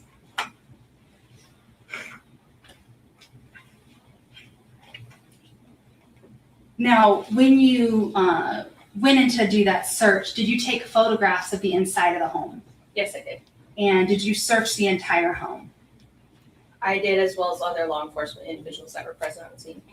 And in your search of the home, did you ever find a Glock 27? No. Now, at some point, did you do some work for Detective La Salandra? Yes, I did. And what was it that you were asked to do? I was asked to compare the serrations on a Glock 27 Gen 5 firearm to some injuries that were present on the victim. And did you have you mentioned that no Glock was found in the search warrant of Jessica Stein's home. How were you able to get a Glock 27 Gen 5? To use as a reference standard, I contacted a local firearms dealer who was able to provide one that I could photograph. May I approach, Your Honor? You may. For the record, I'm showing Defense Counsel State's Exhibit 26.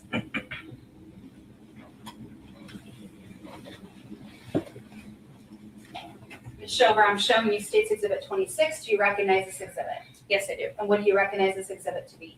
This is the Glock 27 Gen 5 that I photographed at the firearms dealer. At this time, the state will move 26 into evidence. Judge, I have an objection. You admitted. Judge, I said I have an objection. Oh, I'm sorry. I thought you said you had no objection. I apologize. Your argument, Judge. Your order first. I'll listen to your argument.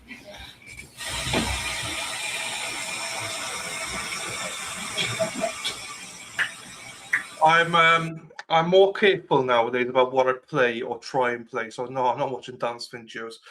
I'm just spending most nights doing copyright claims. So I'm trying to be like good on my streams and not play too many things now. You'd be surprised what you get copyrighted for. Like most of them get released after. I got one video that I got to wait a month before it gets released. But yeah, so that's a pain. So yeah, I saw what you posted, Lady Di. Look up Percolator. I have not looked it up, but I probably won't do it on stream in case I get copyrighted. Because it's a freaking pain in the ass sometimes. Guy's funniest home videos. And you'd be proud of me this week, Bex. Today's the only day I've not done any walking. I've done a lot of walking in the Shire the last 3 days. So not done any today because I went with my parents to go shopping and got some Starbucks. Tomorrow, I will try and get something tomorrow. I'm going out for dinner tomorrow night. So that'll be a big dinner. But I'm putting weight on. I'm not losing weight this week, it seems. But I've exercised a lot this week. But I think it must be muscle because I'm not eating that much more or anything. So, yeah, I might try and walk some Sunday. I don't know. Yeah, it must be muscle because I've done at least 4 miles every day walking up and down hills and all sorts. So, oop. Okay, noted objection, but the rule going to be admitted. May I publish?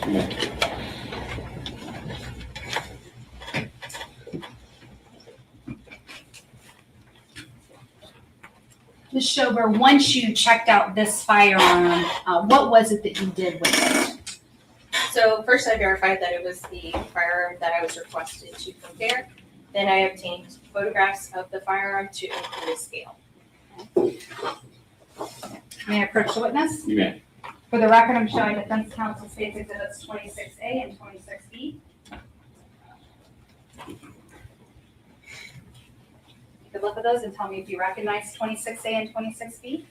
Yes, I do. And how do you recognize those exhibits? These are photographs of the firearm that I took that include a scale. Thank you.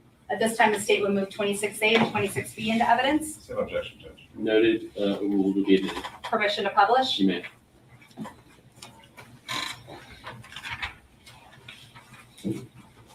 All right, and what is it that we're seeing in State's Exhibit 26A? This is the same firearm that you saw in the previous photograph. It just includes a scale to show the overall size.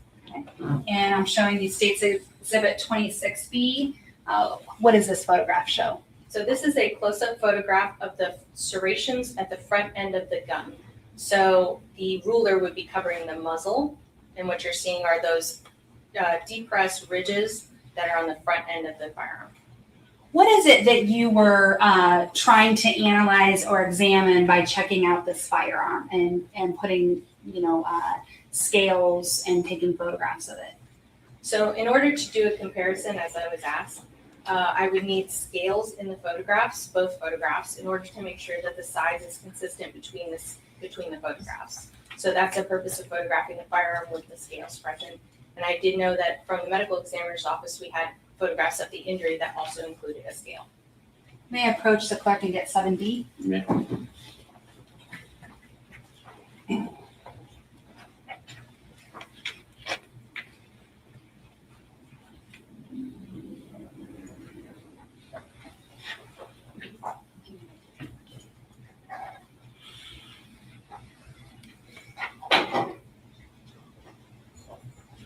Ms. Schober, I'm showing you State's Exhibit 7D.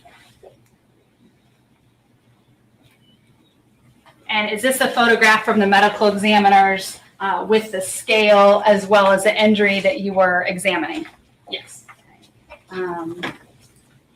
After you took those photographs of the Glock and did the scale, what did you do next? So I used a commonly available software program called Photoshop to overlay the image of the firearm with the image of the injury. That would allow me to compare it with relative size to show whether that could be ruled out as a possible cause of that injury. And can you just explain how Photoshop worked or how you used it with relation to this case?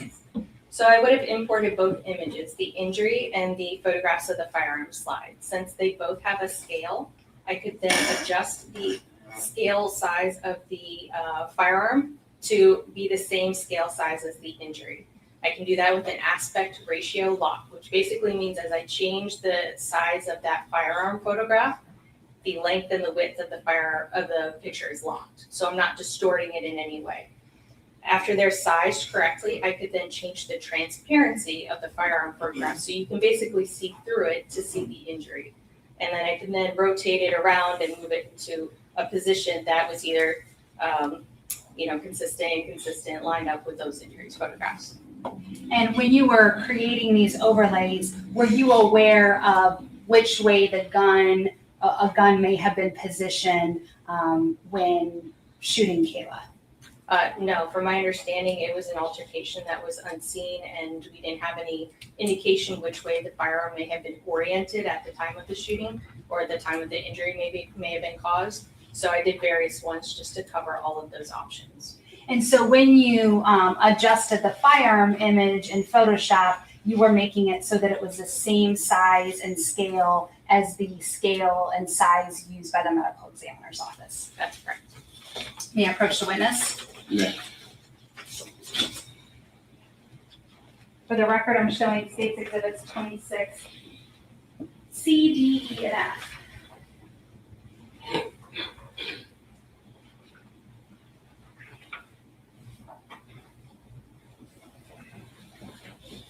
I'm going to have you take a look at State's Exhibits 26, C, D, E, and F.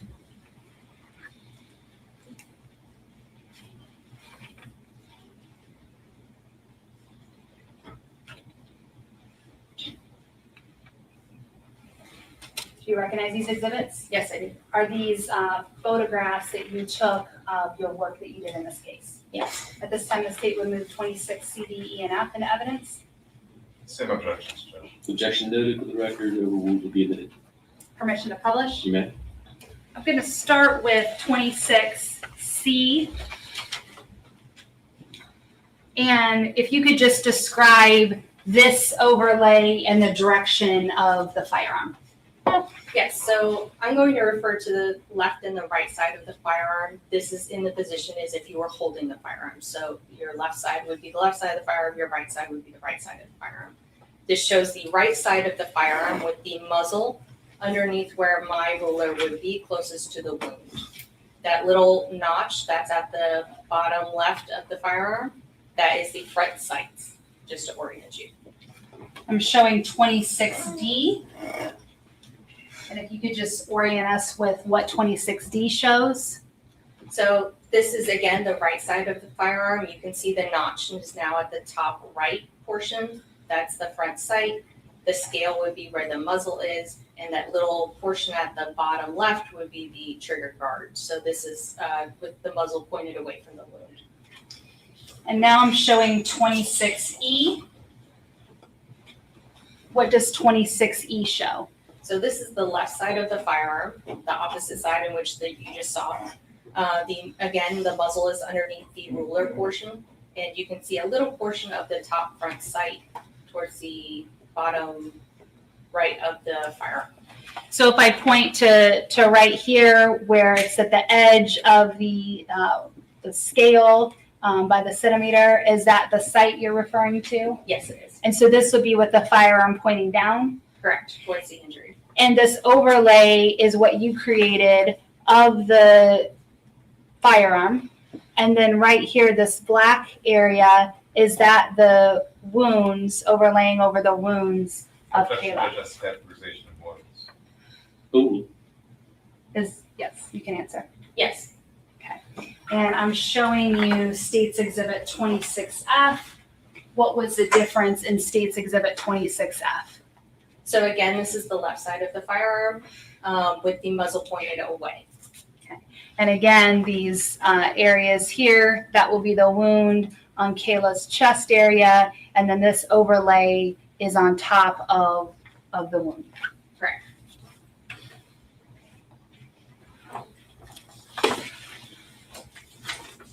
May I have a moment here? May. I have nothing further to tender the witness. should. Do you want Mr. Weaver, do you want the fellows? I'll take these. Okay. Ms. Shepherd, did you say you use Photoshop in this case? That's correct.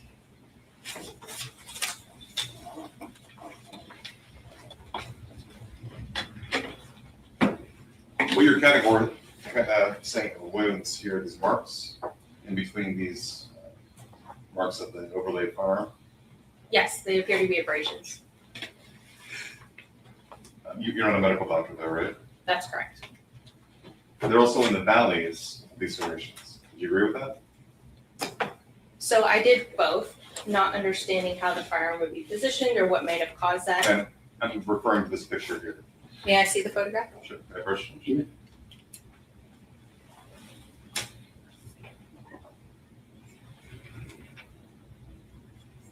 And just for the record, that's exhibit. This is 26E. Thank you. In this image, those abrasions are aligned with the raised portions of the slide. So the higher part of those serrations. reverse. You may.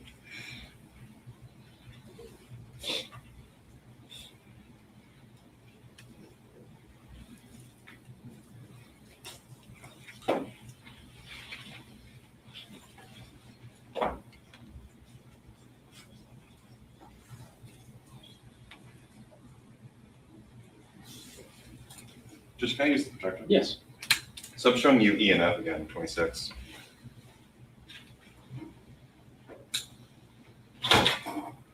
You're saying that this part here is the valley and this part is the ridge? That's correct. And do you have the original firearm that you placed on top of that? The firearm was returned to the firearms dealer who owns it.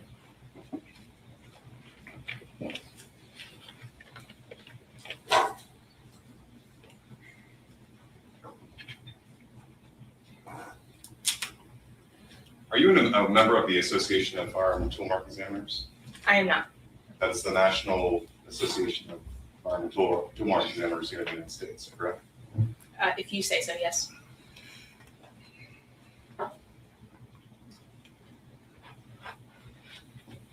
Instead, you remember this, which is the International Firearms Specialist Association? I'm a certified firearms specialist from the International Firearms Certification Academy.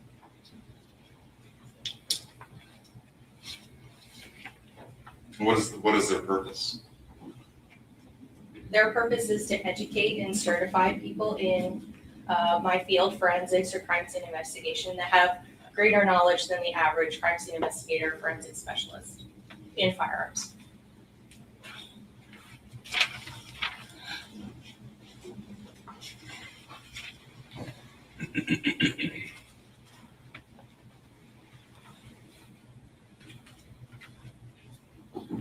And that includes providing courtroom testimony? I don't believe courtroom testimony is part of that certification. But you have had training in how to present courtroom testimony? Yes, I have had courtroom testimony trainings. So I'm going to show you 26E again, this time with 26B. You testified that these marks are in line with the bridges along the firearm. Is that right? That's correct. And this is the same photograph that you used, I would imagine? Put this around here this way. That's correct. And you would agree with me that these sections here are actually the valleys. No, that's not correct. That's not correct? Do you have a different picture of the firearm? Would you like me to point out where the ridges and the valleys are? Well, if it's not the one, it's the other. You agree? Would you like me to show you on the photograph? Ma'am, are these is this the ridge? That is a valley. That's a valley. So this is the ridge. That is a ridge. Okay. Do you have a different photograph of the firearm? From a different perspective? I did take multiple photographs of the firearm. All right. So besides the Glock 27 that you took a photograph of, my first question.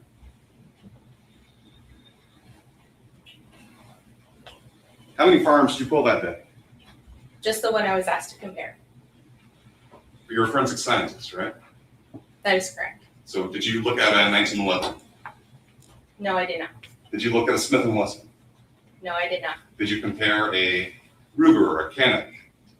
That is the only firearm I was asked to compare. The Glock? The Glock 27 Gen 5. Specifically the Glock 27 Gen 5? That is correct. Any other generation of Glock? No, just that one specifically. Any other model of Glock? No.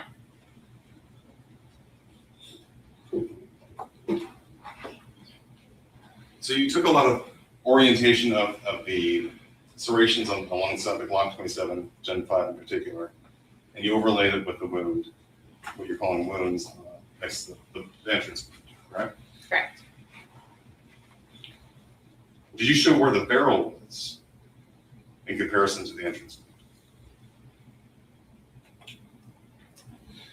Do you understand the question? No, could you rephrase that for me? Sure. Inside the slide, right, you testified about the operation of the 7.5 weapon. Inside the slide, you have the barrel, right? Correct. And the barrel articulates when the bullets fired. Okay. Is that correct? That's correct. So did you show where the barrel would be on that mark? I'm sorry, just can I first start? Yeah. Yeah, please.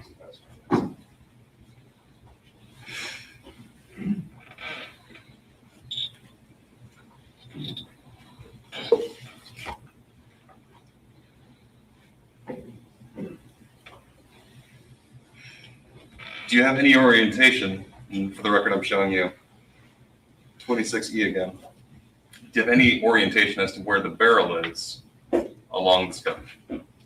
So the barrel itself lies underneath the slide, parallel to the slide. If you're referring to the muzzle or the end of the barrel, Yes, the end of the barrel. that would be, like I said, underneath the ruler portion that I have in my photograph. But you didn't take a photograph of the barrel lining up the entrance. No, I was not tasked with comparing where the barrel's position was to the entrance wound.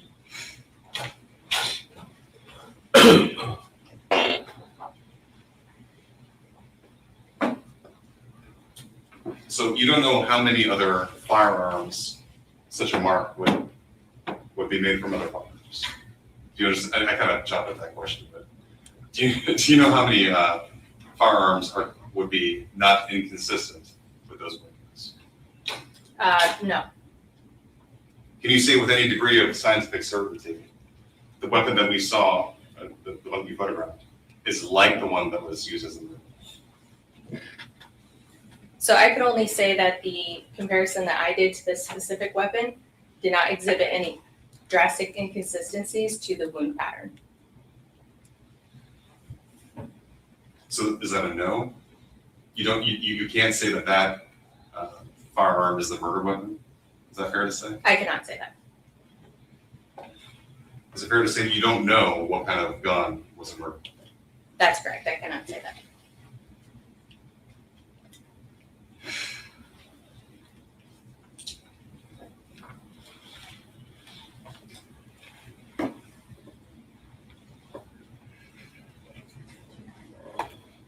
When did Detective Lasalandra ask you to compare that?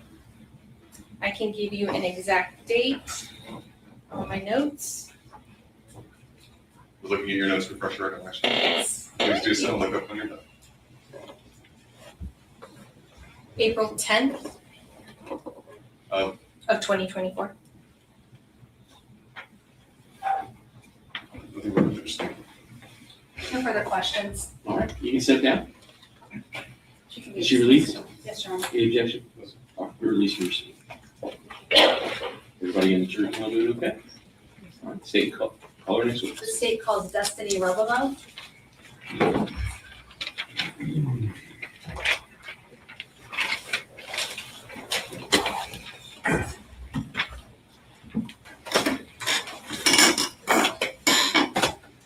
So they did say there's going to be either 3 or 4 witnesses left today.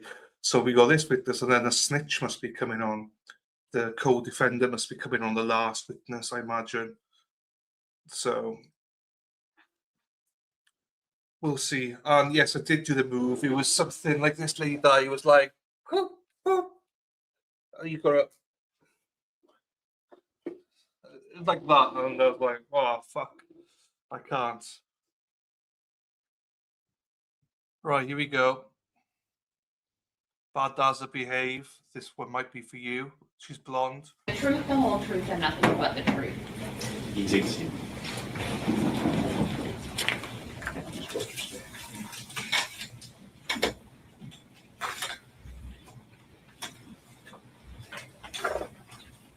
Proceed. Thank you.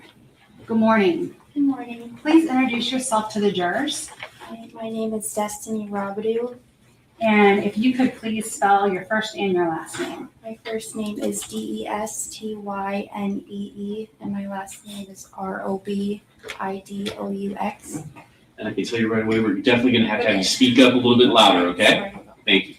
Ms. Robidoux, where are you currently employed? I'm currently employed at the Cape Coral Police Department. How long have you been with them? About 2 years. What is your educational background?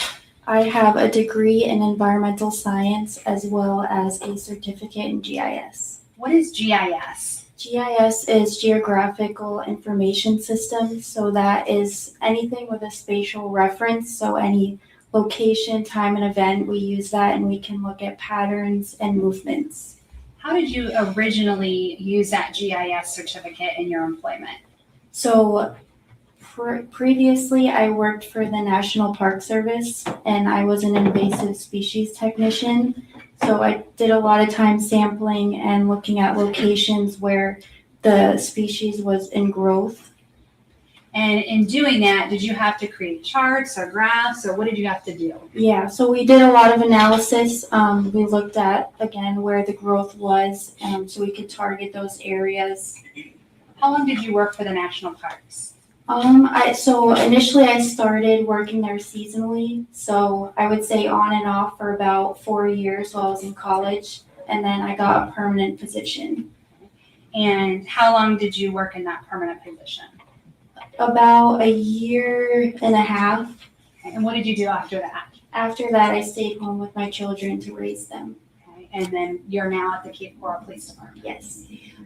And what is it that you specifically do at Cape Coral? So I am a geoprocessing technician. I deal with all of our spatial data. I look at our crime patterns. I do a lot of cell phone analysis, and I also look at vehicle GPS data. Did you get involved with assisting with a case, an investigation involving the murder of Kayla Rincon-Miller? Yes. And when did you get involved? I would say sometime late last year I started looking at the data. And when you started looking at the data, how did you receive evidence related to the case? I received some evidence directly from the detectives, and then I also retrieved it from evidence.com. What is evidence.com? It holds all of our evidence related to the case. Had there been a number of search warrants done prior to you analyzing this case, getting data for you to be able to analyze? Yes. And what were some of those items or some of the data that you looked at? I looked at 4 different cell phone devices, the records to them. So I looked at Thomas Stein's, Jessica Stein's, Christopher Horn's, and Jaden Fernandez. Okay. May I approach, Your Honor? You may. For the record, I'm showing State's Exhibit 15B, 15C, 15B, 15E, 15G, 15H, 27, 28, 29, and 30.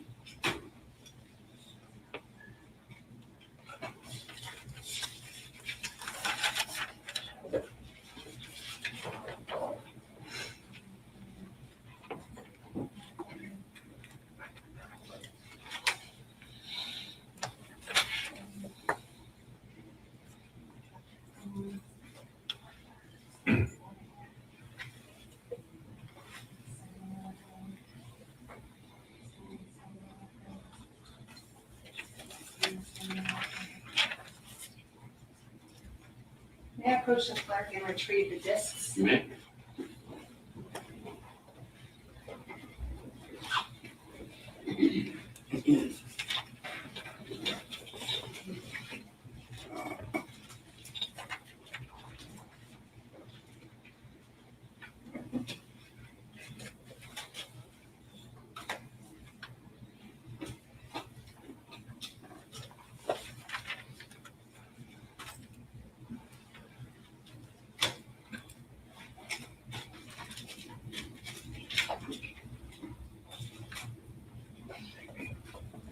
I'm approaching you and I'm going to show you some items of evidence. And I'd like to start with item 15B. Are you able to recognize 15B? Yes. And what is 15B? This is footage from 9343 West Creek Circle. And was this footage collected by detectives that happened at or near the time of the homicide? Yes. And this is State's Exhibit 15B. Did you actually create this exhibit? I did, yes. Did you date it, put the address as well as your name on it? Yes. Okay, I'm showing you State's Exhibit 15C. What does this exhibit show? This is footage from 518 Northeast 24th Ave. And again, was this video collected by detectives or crime scene at or near the time of the murder? Yes. Did you create this disc and put the date as well as your initials? Yes. Showing State's Exhibit 15B. What is 15B? This is footage from the Dollar General at Merchants Crossing. And was this also collected by detectives or crime scene at or near the time of the murder? Yes. I'm showing you State's Exhibit 15E. What does 15E show? This is footage from 145 West Mariana. Okay, and does that also have the date in your initial? Yes. And was this video footage collected from the time or near the time of the murder? Yes. I'm showing you 15G. What is 15G? These are traffic cameras taken from Exact Vision. And were these traffic cameras in use at the time or near the time of the murder? Yes. And does this also have your initials as well as the date? Yes. Showing you State's Exhibit 15H. What is this exhibit? These are license plate reader heads from the Nissan Pathfinder. And these license plate readers, these are the license plate readers that the Nissan Pathfinder hit at or near the time of the murder. Yes. And does this also have your initials and the date? Yes. Showing you State's Exhibit 27. What is State's Exhibit 27? These are Jaden Fernandez's cellular records. And were these obtained through a search warrant of the tower detail records from the cellular company that you used? Yes. And does this also have the date, your initials on these records? Yes. I'm showing you State's Exhibit 28. Do you recognize State's Exhibit 28? Yes. And what is this exhibit? These are Thomas Stein cellular records. And are these your initials and the date on these records? Yes. And these were also obtained through a search warrant from the cellular company? Yes. Showing you State's Exhibit 29. Do you recognize State's Exhibit 29? Yes. And what is State's Exhibit 29? These are Jessica Stein cellular records. And were these also obtained through a search warrant from the cellular company that she used at the time? Yes. And is this your, these are your initials and date? Yes.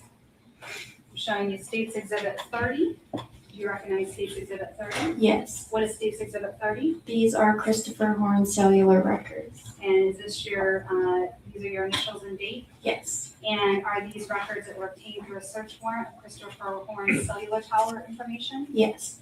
I'm also going to show you what's already been introduced into evidence as 15.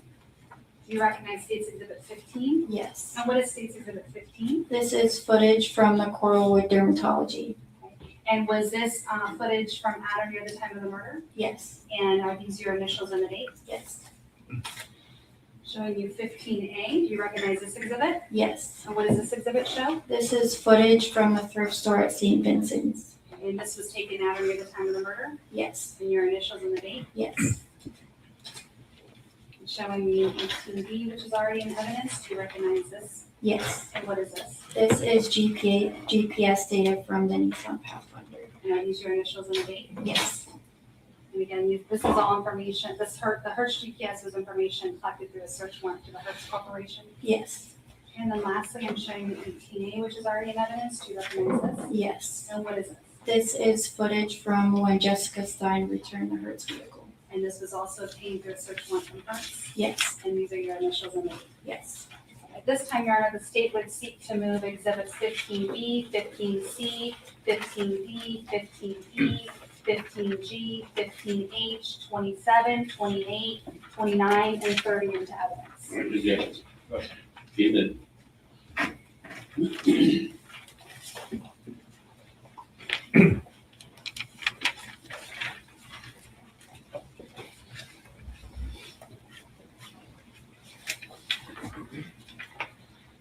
Are you familiar with how cell phone networks operate? Yes. What is historic cell site analysis? So historic cell site analysis uses past records that are produced by providers. So every time your cell phone connects to a tower, it'll generate a record.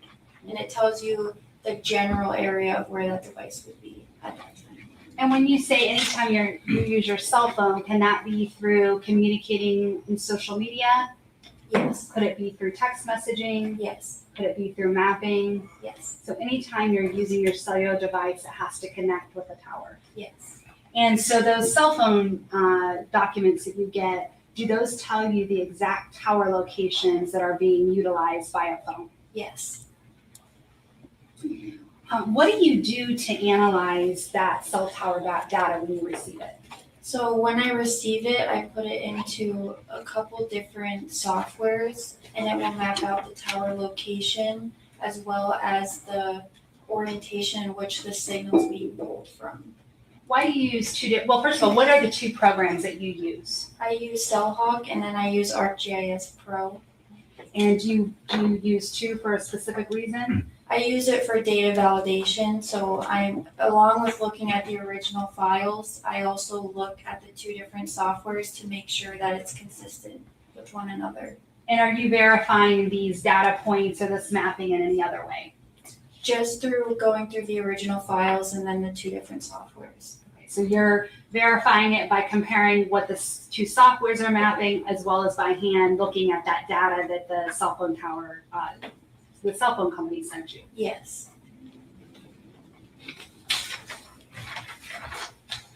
Now, we just introduced into evidence cell tower records for Jaden Fernandez, Jessica Stein, Thomas Stein, and Christopher Horn Jr.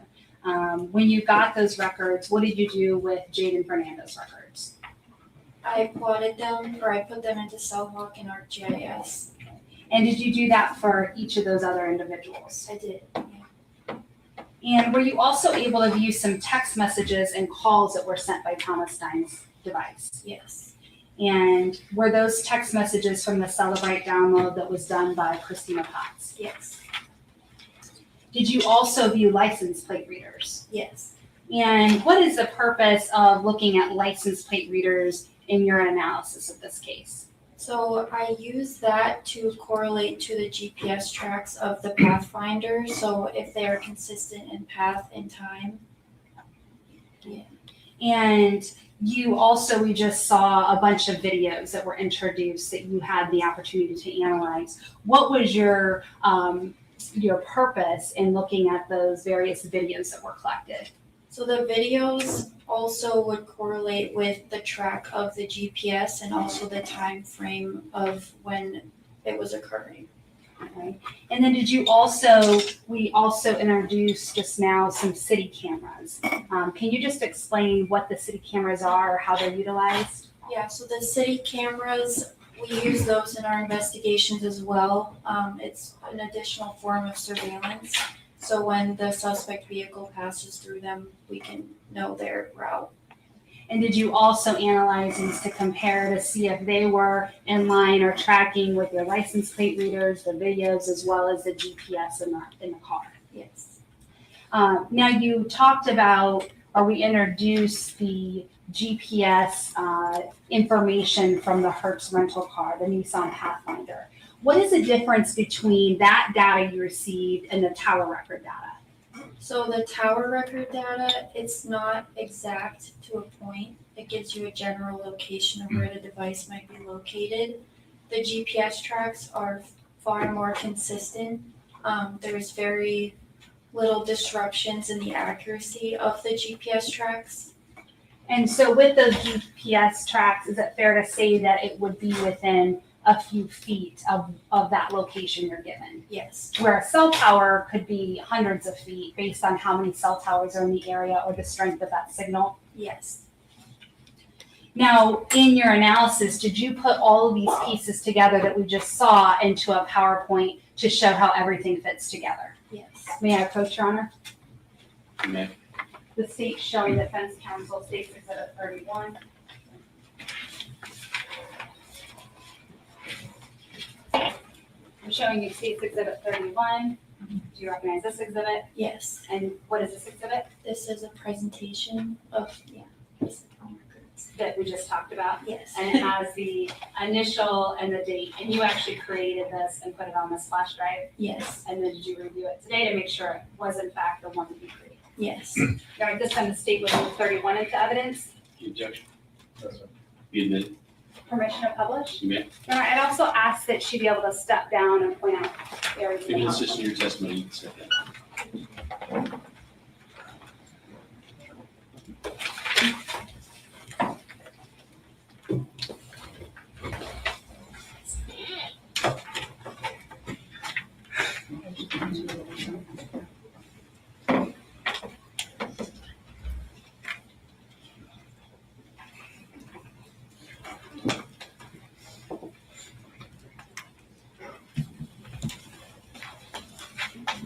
This is going to be a big one.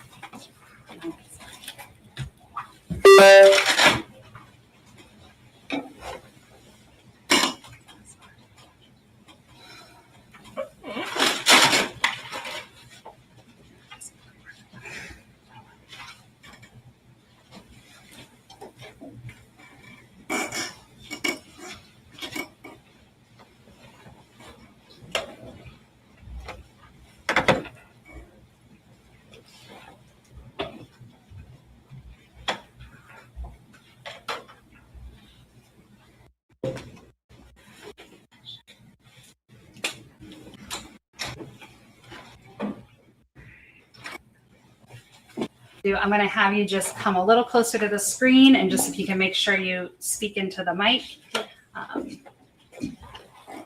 What is your PowerPoint? What are you looking at here? So throughout this presentation, we'll be looking at the 4 devices that were mentioned earlier, as well as the GPS tracks.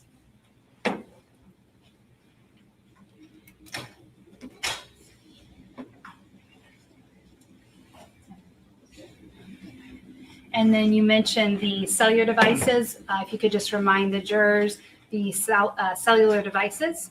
Yes, so we have Thomas Stein's, Jessica Stein's, Christopher Horn's, and Jaden Fernandez's. And then we have the suspect vehicle information. Yes. And that's the gray Nissan Pathfinder. Yes. And in each of these boxes, do we have the phone numbers that were associated with each of these people? Yes.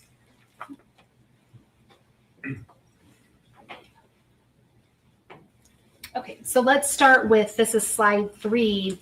And if you can just tell the jurors how you created the slide or what we're looking at.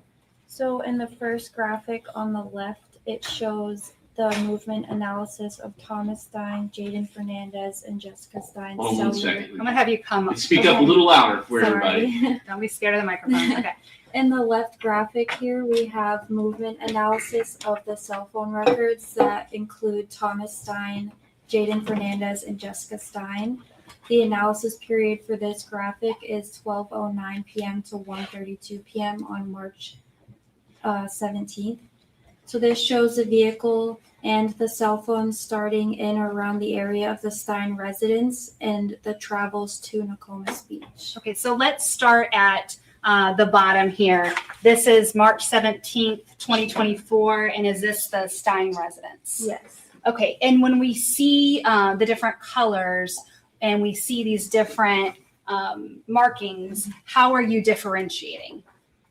So we're looking at the colors as individual cell phones. So for Thomas Stein, his cell phone is in red, Jaden Fernandez's is green, and then Jessica Stein's is purple.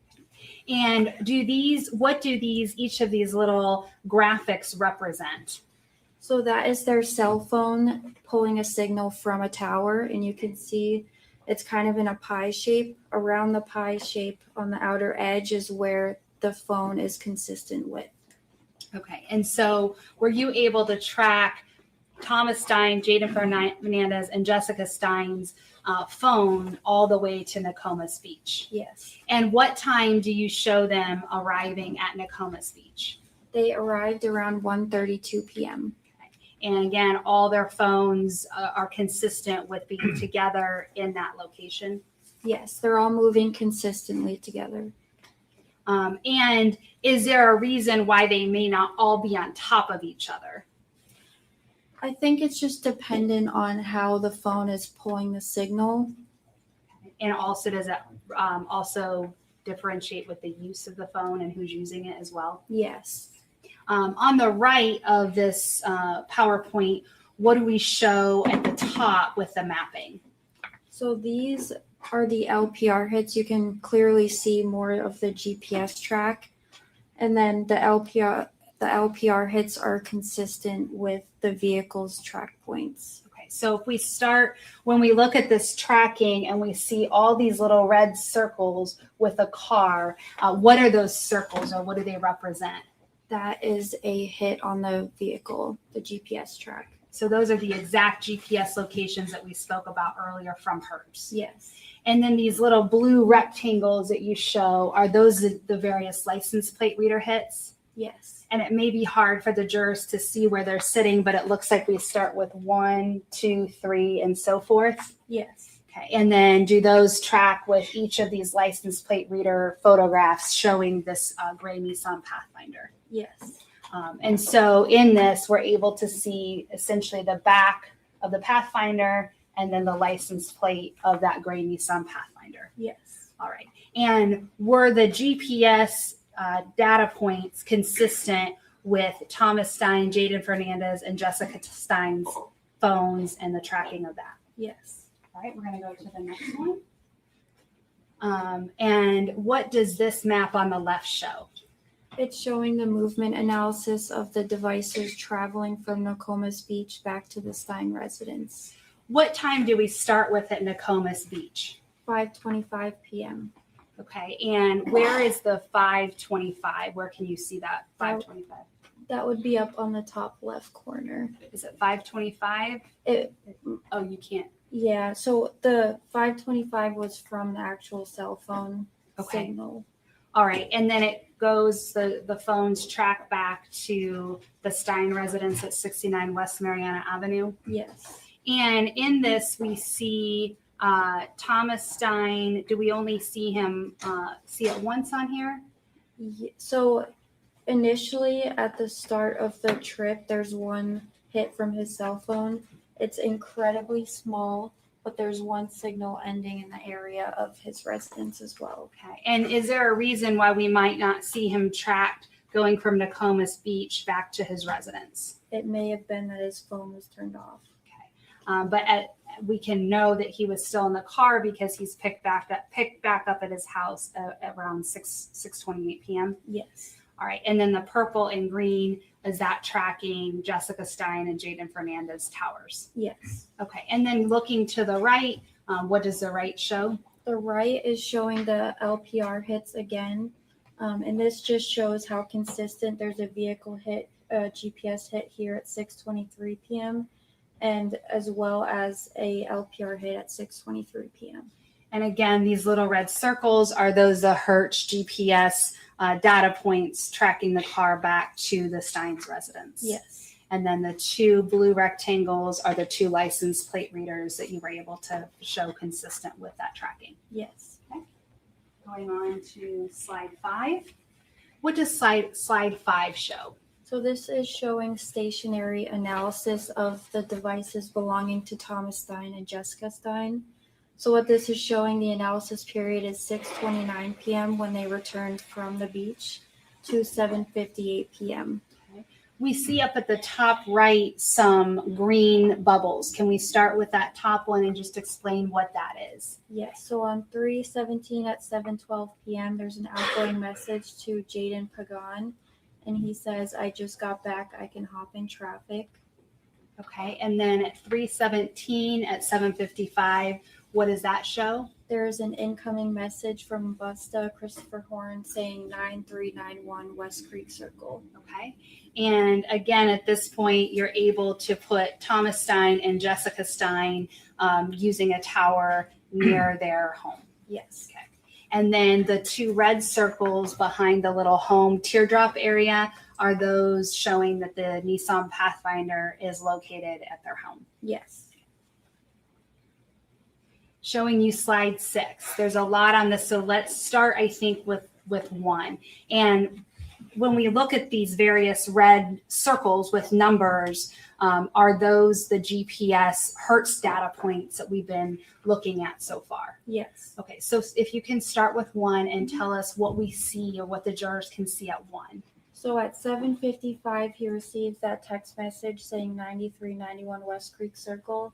And at 7:58 p.m. is when when the vehicle starts departing the residence of Thomas Stein. So then the next GPS, we see number 1, that's the Nissan Pathfinder still at the Stein's home, and then we see it traveling at number 2. And what time does number 2 show that Pathfinder? 7:59 p.m. And is that consistent with the timing of it leaving around 7:58 from 1? Yes. Okay, and then going down to 3, what is it that you are able to see at 3 or to compare? So the vehicle is traveling westbound on Pondella Road. There's a GPS hit at 8:01 p.m. and a LPR hit at 8:01 p.m. as well. And this LPR hit, is this from a traditional license plate reader, like a regular camera, or is it from something else? A traditional LPR. And so is that consistent with the GPS data from the Hertz rental car? Yes. And then we're going to 4, another GPS data point. And what time is that GPS data point? 8:03 p.m. Okay. And is there anything else that you noticed happening at 8:03? There was an outgoing message to Christopher Horn saying pulling up. Okay, and if you can just read exactly what Christopher Horn's text message to Thomas Stein says. It said piling up, and then he corrects it to pulling. Okay, and then we go to the Hertz data point at 5, which is at 8:05 p.m. Is there something else that happens around that same time? There's an outgoing call to Christopher Horn. And that's from Thomas Stein's phone. Yes. Okay, and then we go down to 6, and what is, and that's another GPS data point. What is also at 6? There's an outgoing message to Christopher Horn saying, "Where are you at?" And then an additional 2 calls to Christopher Horn. And you have a little house teardrop at that 6 data point. What does that show? That is the address of 9391 West Creek Circle. And is that the address that at 7:55 or around that time Christopher Horn had sent to Thomas Stein? Yes. And where do we see the vehicle moving from there? From there, the vehicle comes north, travels eastbound on Northeast Pine Island Road. If And you could then- maybe move that microphone closer Sorry. to her. I'm sorry, she's very soft-spoken. If you just come up. So the vehicle travels north of the West Creek Circle address and then goes eastbound on Northeast Pine Island Road and makes its way to Merchants Crossing. Okay, so we see 7, 8, 9, 10. That's the order the car is driving with those GPS data points. And then is 11 where Merchants Crossing is? Yes. And what time is it that they are in that Merchants Crossing area?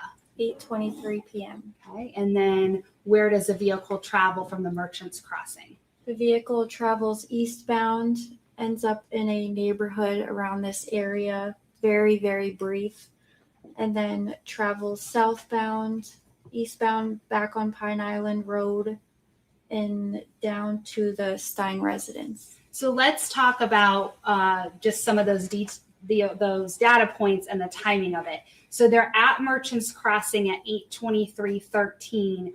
When is the next point where it's picked up that they are no longer at Merchants Crossing? That would be 8:24 p.m. Okay, and so did it appear in any way that the vehicle had any lengthy stop or any stop at all at Merchants Crossing based on that timing? No. Okay, and then we go from 12 to 13. What is the difference between that timing? Less than a minute. Okay, and then when we go from 13 over to 14, 15, and 16, you mentioned that's in a neighborhood area. Yes. And does it appear that it's stopping in that neighborhood at all? It does not appear that way. There's only a 2-minute window between 14, 15, and 16. And between 14, 15, and 16 in that 2-minute window, does it appear that Nissan Pathfinder is moving? Yes. Okay, and then when does it get down to 17 to Pine Island Road? What time? It gets there at 8:31 p.m. Okay, and then what time ultimately does it get back to Thomas Stein's house? 8:33 p.m. Okay, and then 19, is that still, they're still at the house at 8:58? Yes. Okay. All right, I'm going to go to this slide. So,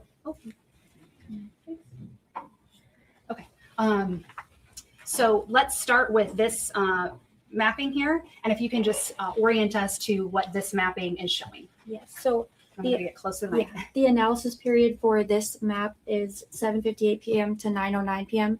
It has the same exact vehicle track with the addition of Thomas Stein's device, Christopher Horn's device, and Jessica Stein's device. So what this is showing you is how the surveillance and the phones and the vehicle all coincide with one another. So let's start then. Does it start at the Thomas Stein residence? It does. Okay, Yes. and we see that purple little arc that appears to be Jessica Stein's tracking. And is there any more tracking of her leaving the house in this exhibit? No. So let's start then when we are tracking Christopher Horn and Thomas Stein's phones. If you could just explain what time it leaves the house and how it coincides. Yes. So at 7:58 p.m. is when you see the vehicle depart. And then it ends up back in the area around 8:07 p.m. We have a cell phone hit from Thomas Stein's device at 8:13 p.m. So it's between when the vehicle is in the area at 8:07 to 8:16 p.m. And then additionally, we have surveillance at 9343 West Creek Circle. And is this the same time frame or time period we just saw with the GPS tracking from the Pathfinder? Relatively, yes. And this is showing now the towers being utilized by Thomas Stein, Christopher Horn, and Jessica Stein's phones? Yes. All right, so it looks like over here at 821, there's a video. And what is this video? Is that the first? No, I'm sorry, let's do the first one. Okay, so 816, what do we have in that video? So you'll see the suspect vehicle is observed pulling up to a residence. You'll see an individual running behind the vehicle. You'll see that individual then open up the passenger side and get in the vehicle, and the vehicle departs. And does this pickup here coincide with the text messages that were going back and forth and the phone calls between Christopher Horn and Thomas Stein about the pickup? Yes. Okay. And I'm going to play the video.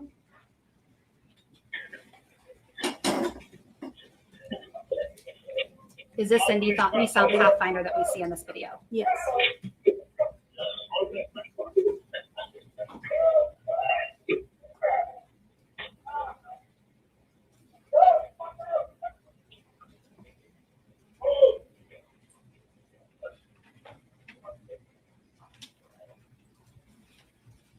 And then what's the video on the top? What does that show and what is the timing? The top video is also showing the Nissan Pathfinder driving through the area of Dollar General, which is located at 15201 North Cleveland Ave in North Fort Myers. And that was occurring at 8:21 p.m.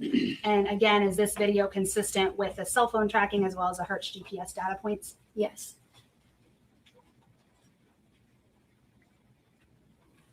And it will be the second vehicle coming in on the opposite side.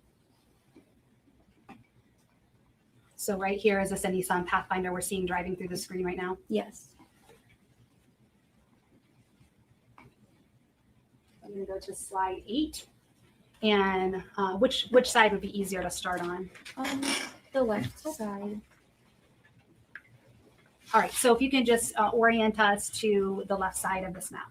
Okay, so the left side, the analysis period is 9:12 p.m. to 9:33 p.m. And what this is showing you is the Nissan Pathfinder GPS track to the location of the homicide.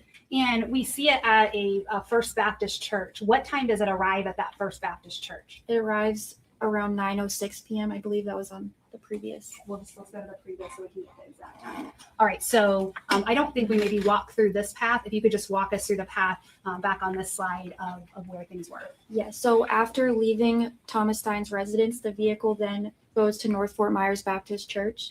The vehicle arrives around 9:05 p.m. and departs on the next slide at 9:12 p.m. And so you start this slide then at that Baptist church. Yes. And then so these red cars are these GPS data points from the Nissan Pathfinder. Yes. Okay, if you could just show us the timing of those hits. Yes. So the vehicle departs at 9:12 p.m. There's an additional hit on Northeast Pine Island Road at 9:17 p.m. The vehicle continues at 9:18 p.m. There's a hit. And then at 9:19, there's a hit at Northeast Pine Island in Del Prado, and that would be a traffic cam. Okay, and is that consistent with the GPS tracking that you have? Yeah, so there's 3 things happening at that intersection. There's a license plate reader hit, there's a traffic cam hit, as well as the GPS track from the Pathfinder. So with that blue rectangle with the little arrow down, is that the license plate reader hit? Yes. And then I'm going to play this video on the upper left.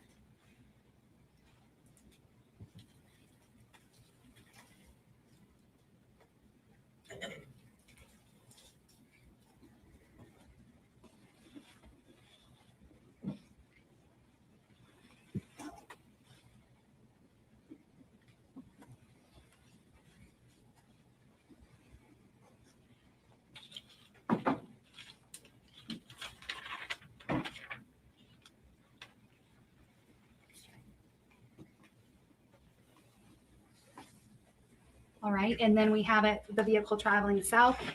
Once it leaves that Baptist church, does a car appear to make any stops based on the GPS data you're able to track? No. And going down to the 922 mark, what is it that we see here? There's another traffic cam. And I'm going to play that. If you could just tell me if you are able to tell us where that Pathfinder is. It's traveling right there, southbound on the left-hand lane. In the far left lane, Mm-hmm. okay. And does this traffic cam coincide with the GPS data at 9:22:33? Yes. All right, and then we have, what time do we have at first tracking to that homicide location? At 9:26 p.m. Okay. And then does it appear to be at that area or in that area for a little while?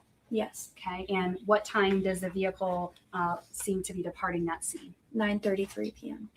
Then over on the right side, what is it that we're showing here? This is the same analysis period, same amount of time. We're just looking at Thomas Stein's cellular device, Christopher Horn's cellular device, and Jaden Fernandez's. And again, this is starting at that First Baptist Church and going all the way to the homicide scene. Are those circles the GPS data? Yes, these red ones here. And we see a label Jaden Fernandez residence in green. And does that green ever track away from his residence? It does not. Okay. And then we see red of Thomas Stein and blue of Christopher Horn. And do their cell phones both track all the way to the homicide location? Yes, they're consistent with the GPS track. All right, it's probably going to skip back in just a minute here. All right, so looking at the next slide, if you could just start with the map on the right and tell the jurors what it is that you are showing on this map. So this is the device activity and vehicle movement leading directly up to the homicide. It's showing the vehicle traveling southbound on Del Prado Boulevard that makes a left-hand turn onto Southeast 22nd Terrace. Do you want me to go? Yes, Okay. yep, you can keep going. And then the vehicle turns right into Coralwood, which is a shopping plaza. And is that shopping plaza the same place where there's a theater, a movie theater? Yes. Okay. And what is if you could just put the timing on the record from point 2 to 3? Yeah, so point 2, which is located right here, was at 9:26 p.m. The vehicle enters the Coralwood shopping plaza at 9:27. And then the next area we see at 4, what is the difference in time from entering the Coralwood Plaza going all the way up to 4? Roughly 2 minutes. Okay. And then what do we see? Where do we see the car go from that number 4? The vehicle travels from Southeast 21st Street up to Southeast 20th Street. And that's at the 5, denoted at 5? Yes. And what time is it at the 5? At the 5, it's 9:30 p.m. Okay. And then number 6 is at the next place it tracks? Yes. And what time does it track at 6? 9:31. Okay. And then we see it go back to 7, the location of a homicide. And what time is it at the homicide location? 9:33 p.m. And where does it go from the homicide location? From the homicide location, the vehicle departs southbound on Southeast 16th Place and then makes a right-hand turn to end up going northbound on Del Prado. Now you have some green areas on this map. So let's start with number 1. What does number 1 show? Number 1 is showing the victims observed walking northbound on Southeast 16th Place, and then the suspect vehicle then follows behind them. And is this the video that was pulled from the Coralwood Dermatology? Yes. And I'm going to have you have me pause the video when we see the girls walking, and then also when we see the suspect vehicle driving by. Okay.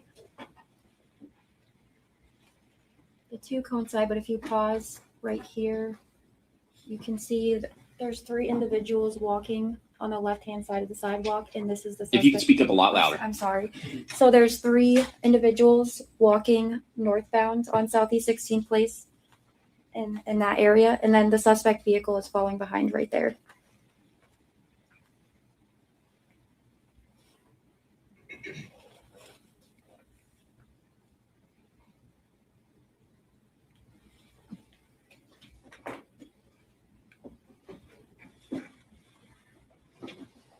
Go ahead. Yeah, I'm just going to go back to that very end because I think there's something you wanted to point out. Towards the end of the video, you'll see the 3 individuals cross the or cross the roadway and end up on the right-hand side of the street. Can I ask you for just a pause for a minute, Mr. Coacher?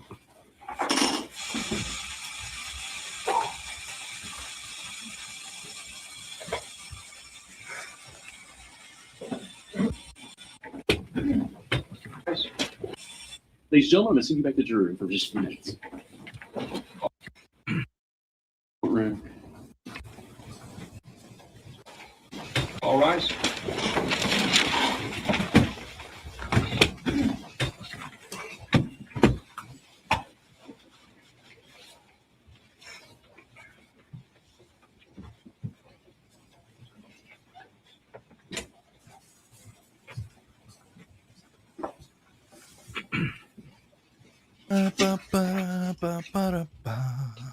Press the like, press the like, press the like, please.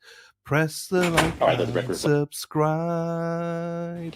It would mean the world to me if you liked and subscribe. Like and subscribe, everyone. Let's fucking go. All right, let the record reflect. The jury's exited the courtroom. So if you'll just put on the record, you said you saw, you believe, a juror that was falling asleep, or what did you see? Your Honor, yes, both me and paralegal saw in the front row, I believe, the gentleman with the white shirt. I believe the last name was Smith. I don't have my quad here notes. Which seat is it? The third seat from the bottom. Third seat in? If we're not counting the seat that's the empty chair, the one that's not there right now, so it would be the fourth. That's juror 291. Yeah, just point to the chair. Yes, Your Honor, so this seat right here. I would just know Okay. that it's juror. I don't know if it's- That's fine. I will tell you, I have been watching the jurors. I haven't seen anybody that I believe was asleep, but if you saw somebody closing their eyes or something like that, then you did exactly right. Just let me know. We can take a break and make sure everything's okay. Was there anything else what exactly did you observe? So prior to this slide, sleeping, Your Honor. Right? What do you mean? Eyes closed, not looking at the screen. Now, Okay. when we talk about this slide, this particular slide is when he woke up this last one. So the last 4 or 5 slides, he was literally sleeping. Okay. I've been trying to observe because I know some of this can be a little low volume and stuff. It needs to be higher volume by everybody. And it can be low energy. So I think that I haven't noticed that, and I've been looking at the jurors on a minute by minute kind of basis. So. Okay. All right. What would you like me to do?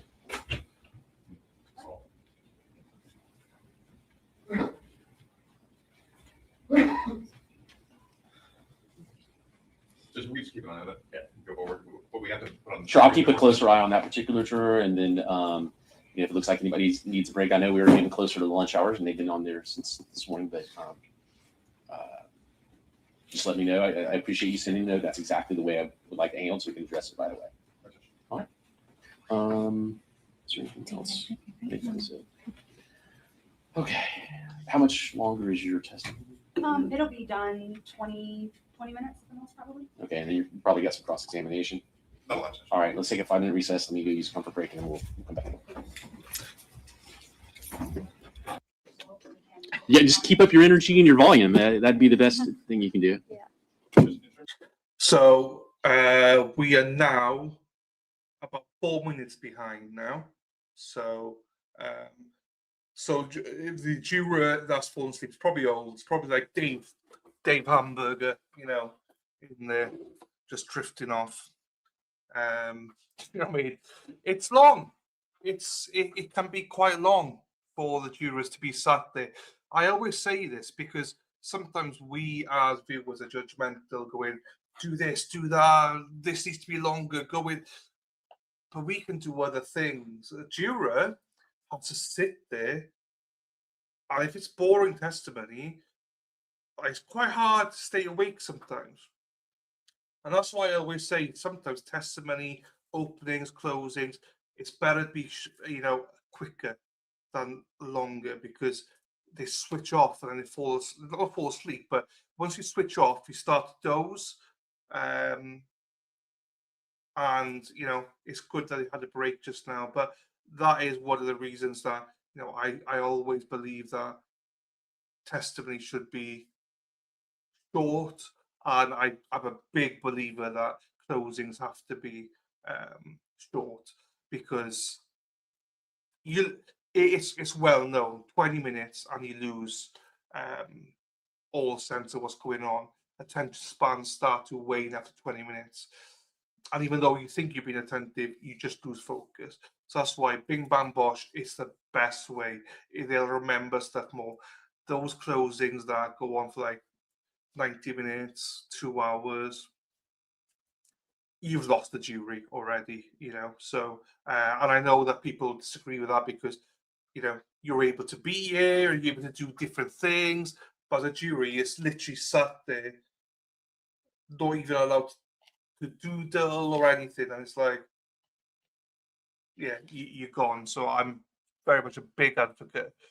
Shorter is sometimes better. So, right, here we go.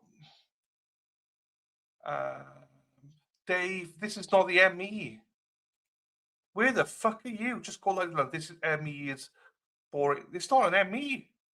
This is a what you call phone analyst or whatever you call them. Dave, I think you watched the wrong trial. We're only 5 minutes behind anyway, so. What time does the court anticipate on breaking? Just after this testimony? I'm sorry, you pick up your volume in there. In terms of housekeeping judge, does the court anticipate breaking for lunch after her direct or before my cross? How would you like to do it? I'd like to finish her up and direct and cross. How would you like to do it? I'm fine either way, Judge. I won't be that long. Then we just go straight through. If you're not going to be excessively long, I would go straight through, let her be done. How many witnesses are left? Probably just her. Okay. All right. So. Oh my God! Did you just hear what she said? Did you just hear what she said? Wow. I hope you're listening. I hope you're all friggin' listening, Lady Di, pointing this at you. Did you all just hear what she just said? See, Sarah P's not listening. But I don't mind that. I'd be nice to you, Sarah P. I was nasty to you yesterday, so I'll be nice to you today. So it looks like they're going to arrest after this witness. So no snitch. No snitch. So I'll go back a second more. So listen up carefully, everybody. Breaking for lunch after her direct or before my cross? How would you like to do it? I'd like to finish her up and direct and cross. Bad dads would like to finish her up as well. How would you like to do it? I'm fine either way, Judge. I won't be that long. Then we just go straight through. If you're not going to be excessively long, I would go straight through, let her be done. How many witnesses are left? Probably just her. Okay. Probably just her left. So they're not bringing the snitch. The thing is,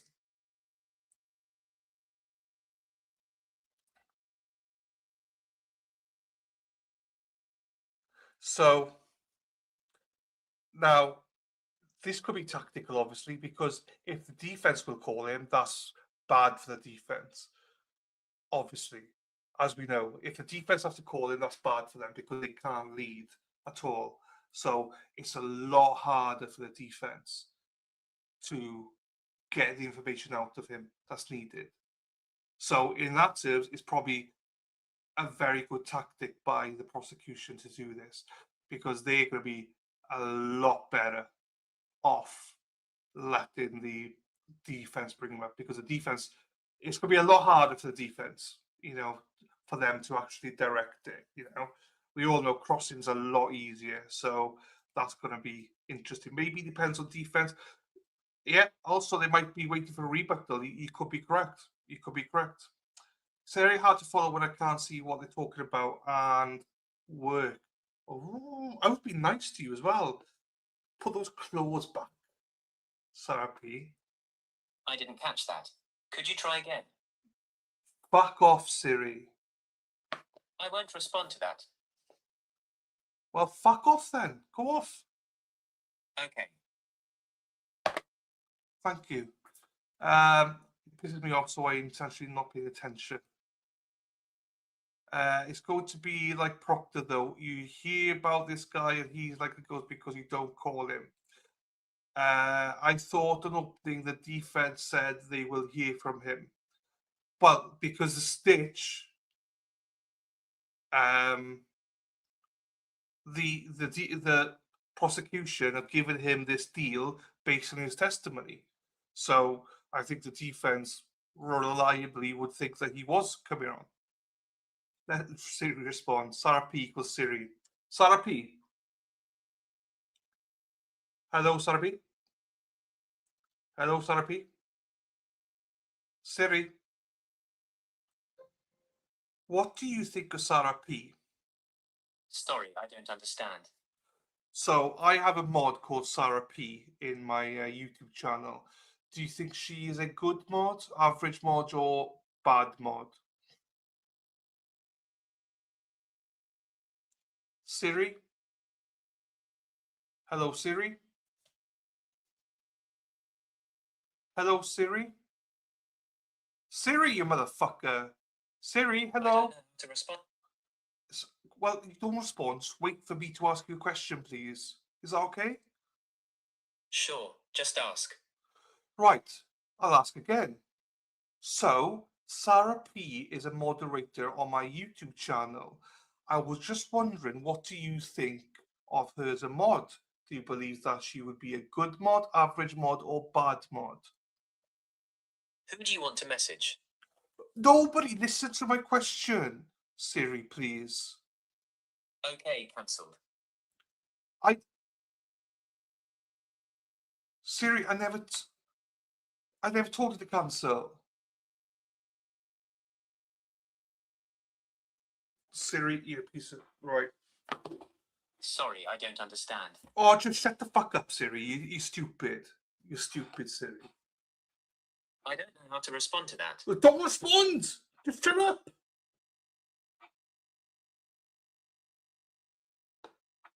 Thank you, it's gone off now. Fuck's sakes. I'm not. Siri, play a game. Okay, I found this on the web for play a game. No, I don't want Check it that. out. No, I don't want that. Thank you, Siri. Bye. Right, let's get back to this trial. Siri, what do you think of the Florida versus Thomas Stein trial? Do you believe that the snitch will testify? Okay, I found this on the web for what do you think of the Flora versus Thomas Stein trial? Do you believe that the snitch will testify? Check it out. Well, no, I'm asking you. Tell me what you think. This motherfucker. All right, hang on. Let me ask Grok. Because Grok, or ChatGPT, this is how to piss me off. This is a way to piss me off.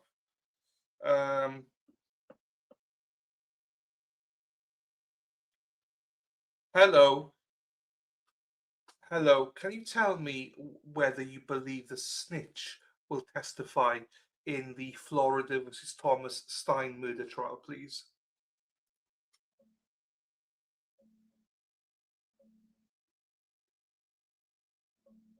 No, I don't think there's a traditional snitch like a jailhouse informant testify.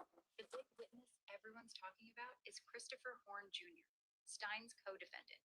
He took a plea deal for second-degree murder, got it knocked down to about 25 years instead of life, and he's supposed to testify against Stein as part of that deal.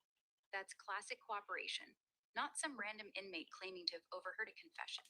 The defense is already calling him a liar who changed his story multiple times to get the sweet deal, so it'll be messy if he takes the stand. The trial's been going on this week with teen witnesses from the night of the shooting already testifying. If you meant someone specific by the snitch, give me more details. Otherwise, this is the main guy flipping. Oh, Siri, Grok says no, he's not going to.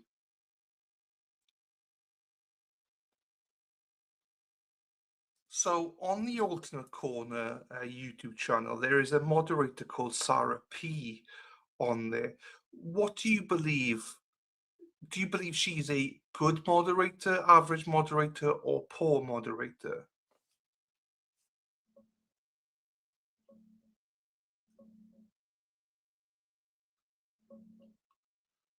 I honestly don't know. The Alternate Corner is a true crime trial live stream channel, and while I've seen some of their streams, I don't have specific info on individual mods like Sarah P or how she handles chat. Good moderation usually means keeping things civil without being overly heavy-handed. Without watching her in action or seeing consistent feedback about her, I can't fairly rate her as good, average, or poor. Have you noticed something specific she does well or poorly? So I have only noticed, actually scrap that. So who do you think would be the better mod based on names? Do you believe it would be Sarah P, It's Me Josie, Mexi Texi, Jonathan, Murph, or Erin Hack? Based on those names, who would make the better moderator? Honestly, you can't tell who's going to be a better mod just from their names. That's pure vibes and guesswork. A good mod is someone who's quick to spot trouble, fair, doesn't play favorites, keeps chat from turning into a dumpster fire without killing the vibe. Those names don't give me any of that. I could spin a story about Mexi Texi sounding chill or Sarah P sounding professional, but it'd be complete nonsense. If you've watched the channel, which one of them actually keeps the chat clean and calm without overdoing it? That's way more useful than any name-based ranking. Okay. Thank you very much for that information. And just to reiterate that Sarah definitely is not professional, and Mexitex is definitely not chilled. But I appreciate your insight on that. Thank you very much. Have a great day. Right. There you go. Well, I did ask the questions, so not throwing shade, but Jonathan and Mexi clearly. Right, let's get into this one then before I lose more people. I've just lost like 10 people in the chat. But we'll get back to it. Right, here we go. So yes, the stitch is not up right away.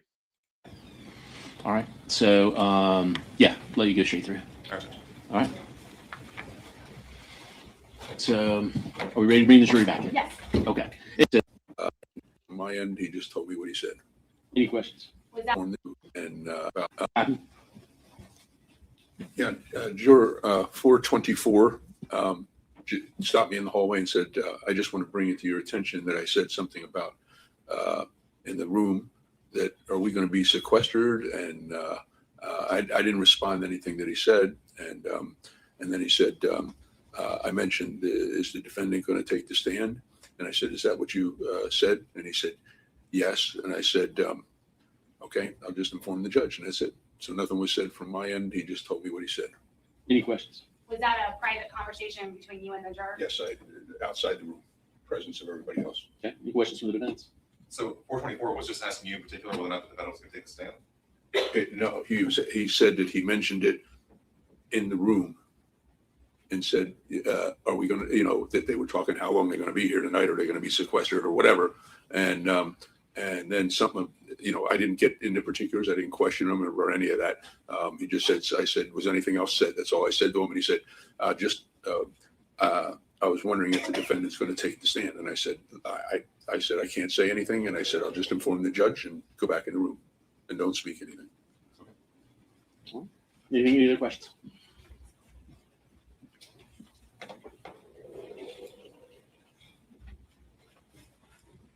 Just I don't have any further questions. Okay. All right. Hayden. Is the court inclined, based upon that conversation, Judge, is the court inclined to give cautionary instructions to the jury not to begin the deliberations? I'm sorry, say that again. Am I talking too fast, Judge? Is the court inclined to give a cautionary instruction to the members of the jury not to begin their deliberations until they've received all the evidence?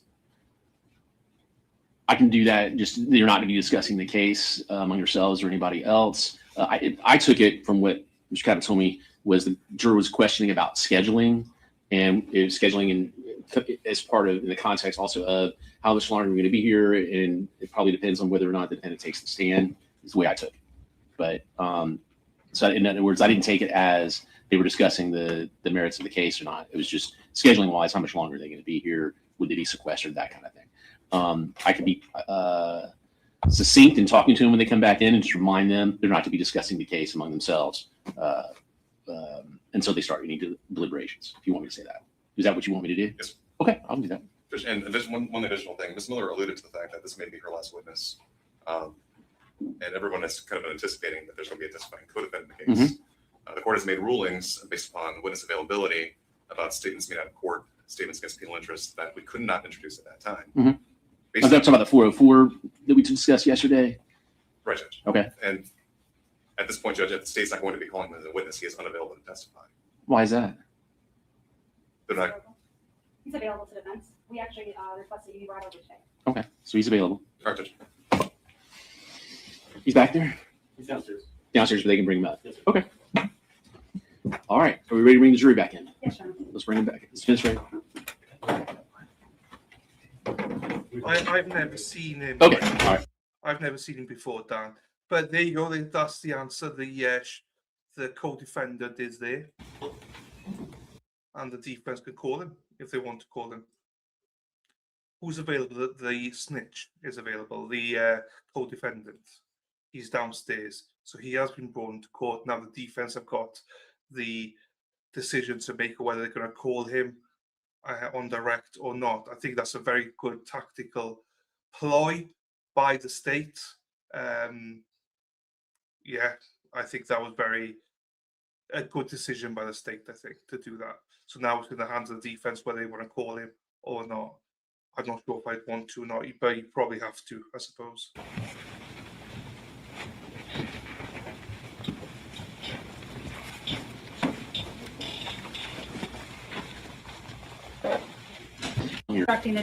Okay, so you need to, how do you want to move or adjust your seats? You're welcome to. There you go. Oh, here we go. Is that much better? Okay. Okay. We'll move you. I'm sorry? Welcome to Mr. Stein also. Yeah, you can move around. Whatever you want to do.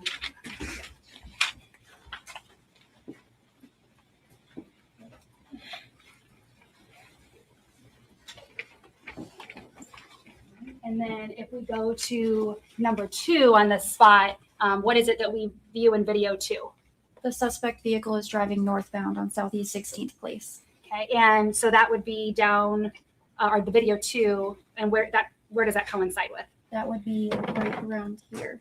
Okay, and these little circles are where the actual videos are. Yes. Okay, and so they're capturing this area of the street. Yes. All right, so we'll play number 2, and you said this is a suspect's vehicle? Yes.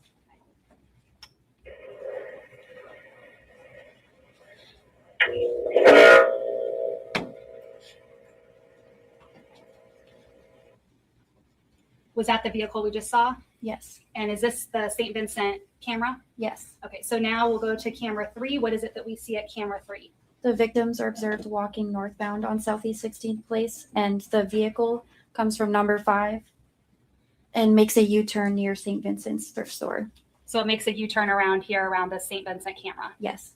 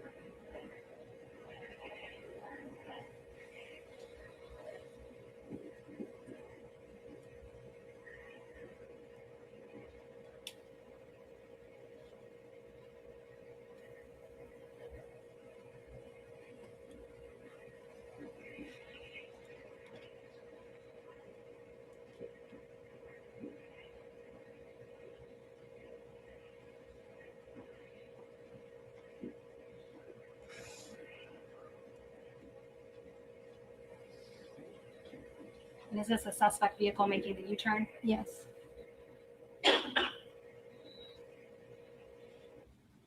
Okay, so we saw the girls going northbound. The vehicle went up here, came back, and then did a U-turn back toward the crime scene? Yes. And then what does vehicle 5 show? Vehicle 5 was the U-turn they made to come back down to see the video we just saw. I'm sorry, number 5 on, okay, sorry. So that number 5 is the suspect vehicle fleeing the scene. But prior to that, number 4, we hear a potential gunshot. Okay, I think I skipped ahead. So we'll play number 4.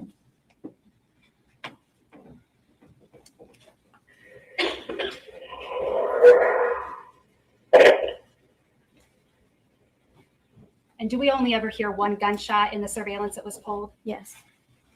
All right, so we hear the gunshot, and that's at 9:33:06, and we know that at 9:33:11, the Pathfinder is on that scene, and then we come back, and video 5 is at what time? Video 5 is at 9:33.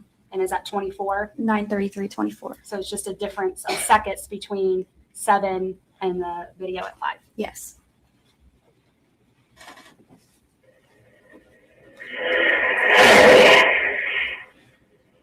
And was that the Pathfinder that we just saw in 5? Yes. Okay, then what do we see at number 6? Number 6, we see the suspect vehicle fleeing the scene as well, and this is captured at Coralwood Dermatology. So this is just the video that's further down toward Del Prado? Yes.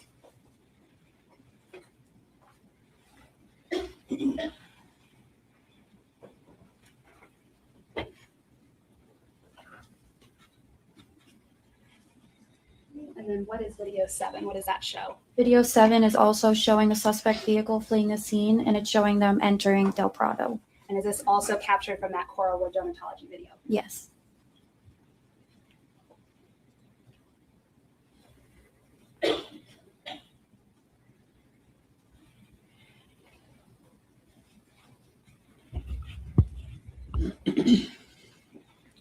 We go to the next slide, which is slide 10. And what does slide 10 show us? Slide 10 is showing the cell phone analysis of Thomas Stein and Christopher Horn leaving the scene of the homicide. And it also shows the vehicle track as well. So it shows the vehicle leaving the scene around 9:33:11 p.m.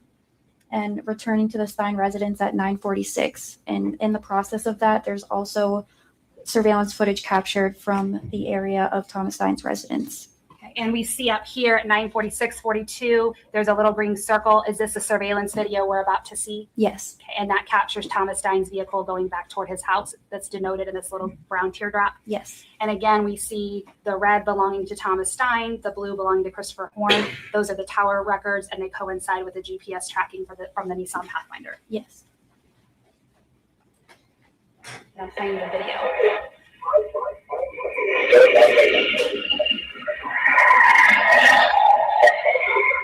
Was that the Nissan Pathfinder that just drove by? Yes. Okay, and then are these just those city cams that we've seen where you were able to denote the Pathfinder driving? Yes. Okay, and are those city cameras notated with these black circles of the areas those cameras captured the Nissan Pathfinder? Yes. Is there a way for the jurors to know? Yes, it did. It did, Katie. This is Hippie Chick's new sign. Fuck's sakes, my window's there. That says Hippie Chick. Let me make it smaller. That's what she said. Oh, fuck. No, let's make it bigger. That is Hippie Chick's new sign at home.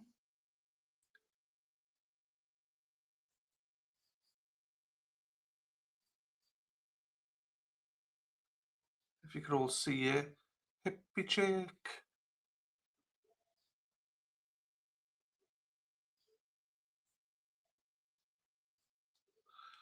And that is, if you can see it, that is Hippie Chick taking a photo. I see you, Hippie Chick. I see you, Hippie Chick, right there. I see you, girl. Hippie Chick, Marky C, Spacey Stacy, walking those streets all night. You go, ladies and Marky, go have some fun now. Let's go, girls. Easily which one the Pathfinder is in these various cameras? There's a couple different ways. When it's facing the rear of the vehicle, there's no brake lights. The brake lights were turned off. But when the vehicle's facing you, the passenger side visor was down. So that's another way that the vehicle was known to be. This first video, it's very hard to see, but the suspect vehicle is fleeing onto Del Prado. No brake lights, so.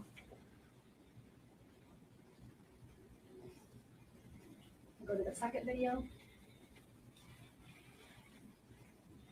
This vehicle in the left-hand lane passing.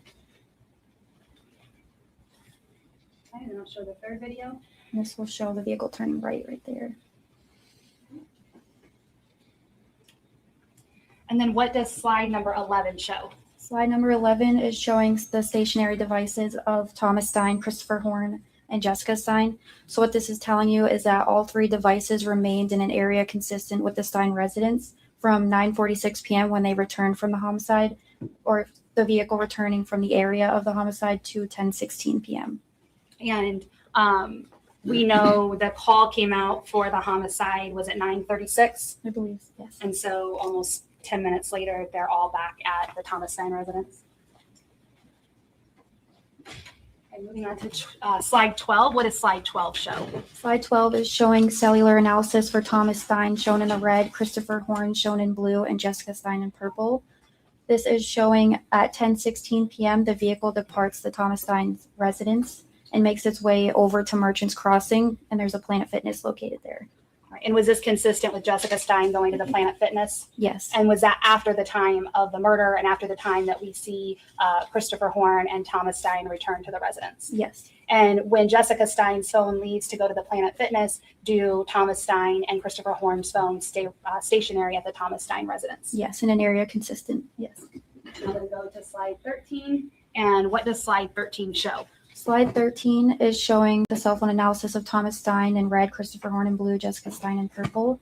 What this is showing is the vehicle departing the area of Thomas Stein's residence at 11:34 p.m. It shows Jessica Stein's phone moving in consistency with the vehicle tracks of the Hertz GPS, and it shows the cell phone traveling to the area of Christopher Horn's residence. There's also surveillance captured at 11:59 p.m. when the vehicle also arrives at the residence, and that's showing the suspect vehicle approaching Christopher Horn's residence, drops off a subject, and then quickly departs the area. And so is it consistent that Thomas Stein remained at the Stein residence and Jessica Stein traveled with Christopher Horn back to the location in that area? Yes. And we have a camera near the area of the house where Jessica Stein dropped him off. Yes. Let me play that video.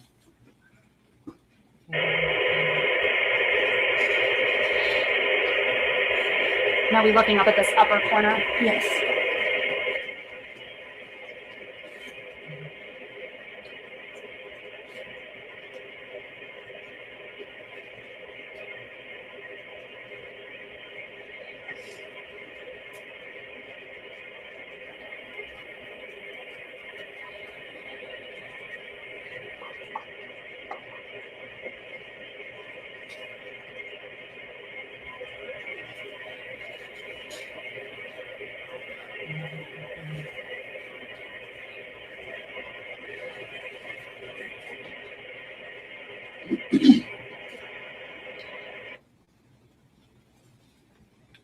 And upon departure from Christopher Horn's residence, Jessica Stein's cell phone device and the vehicle arrived back in the area of the Stein residence around 12:06 a.m.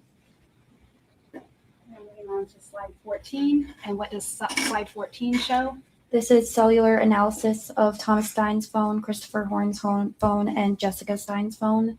When Jessica Stein's device returns to the area of Thomas Stein's residence, it remains there until 9:50 a.m. the following morning, as well as Thomas Stein's device. The devices never leave that area. And what about Christopher Horn's device? After Christopher Horn traveled back to the area of his residence, it stayed there until the time depicted, 9:55 a.m. Moving on to the last and final slide, slide 15. And what does slide 15 show? Slide 15 is the time analysis period for this is 9:55 a.m. on the 18th, as well through 10:48 a.m. This is the following morning after the homicide. What this shows is Thomas Stein's device stays in an area consistent with his residence, while Jessica Stein's device travels with the Hertz GPS to Fort Myers. Initially, the vehicle and her device are in the area of Honda of Fort Myers around 10:16 a.m.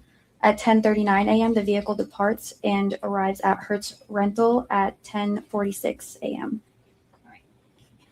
We'll play the top video. And what is the top video going to show? The top video shows a subject entering the Hertz Rental business. And is this who you believe to be Jessica Stein? Yes.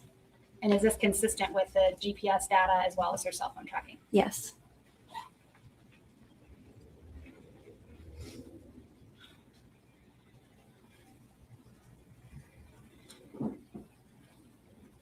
And then I'm going to play the bottom video. And what will the bottom video show? The bottom video is showing an employee walking into the business with a set of keys and then Jessica returning outside of the business.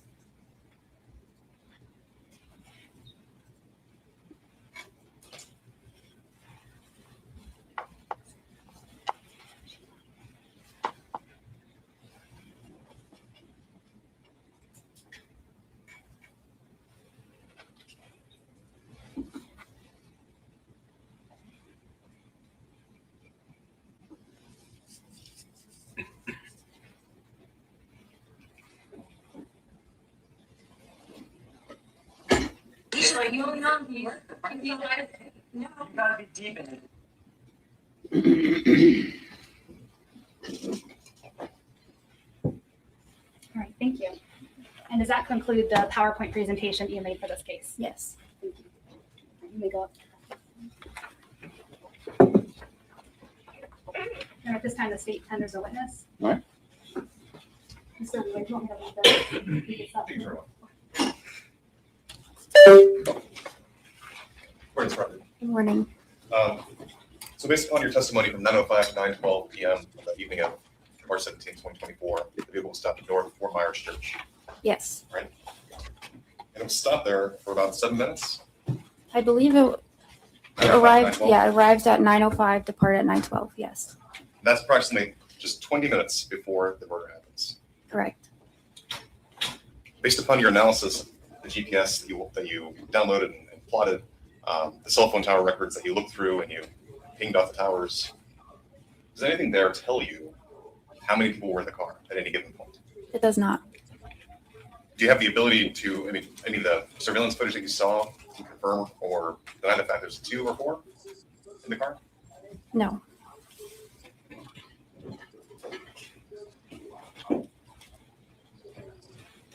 The GPS plots that we saw, are those pretty definitive in terms of there were no other stops made besides the one at the North Fort Myers Church?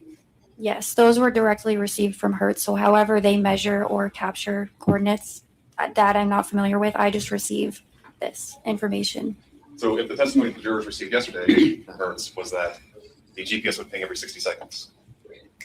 So it's possible that the vehicle would stop within 60 seconds and then move on. It's possible, but I can't really speak to that because I don't work for Hertz or capture their data. But yes, it's possible. But you use their data in plotting your points. Yes. That's further interesting. Nothing further. She may be excused and released. Any objection to her being excused? There you are. You can sit down. You're excused from your seat. Thank you. At this time, the state rests. All right. So, ladies and gentlemen, the state has rested their case. I'm going to let you go to lunch, and it's about 10 minutes after 12 or before that. So if you'll come back here, I'm going to say 1:15. And just remember my earlier instructions. Don't discuss anything about this case with anyone, including each other. Don't do any research or look up anything, watch any local news, television, radio, newspapers, anything like that. And we'll see you back here at 1:15. See you go past here. All right.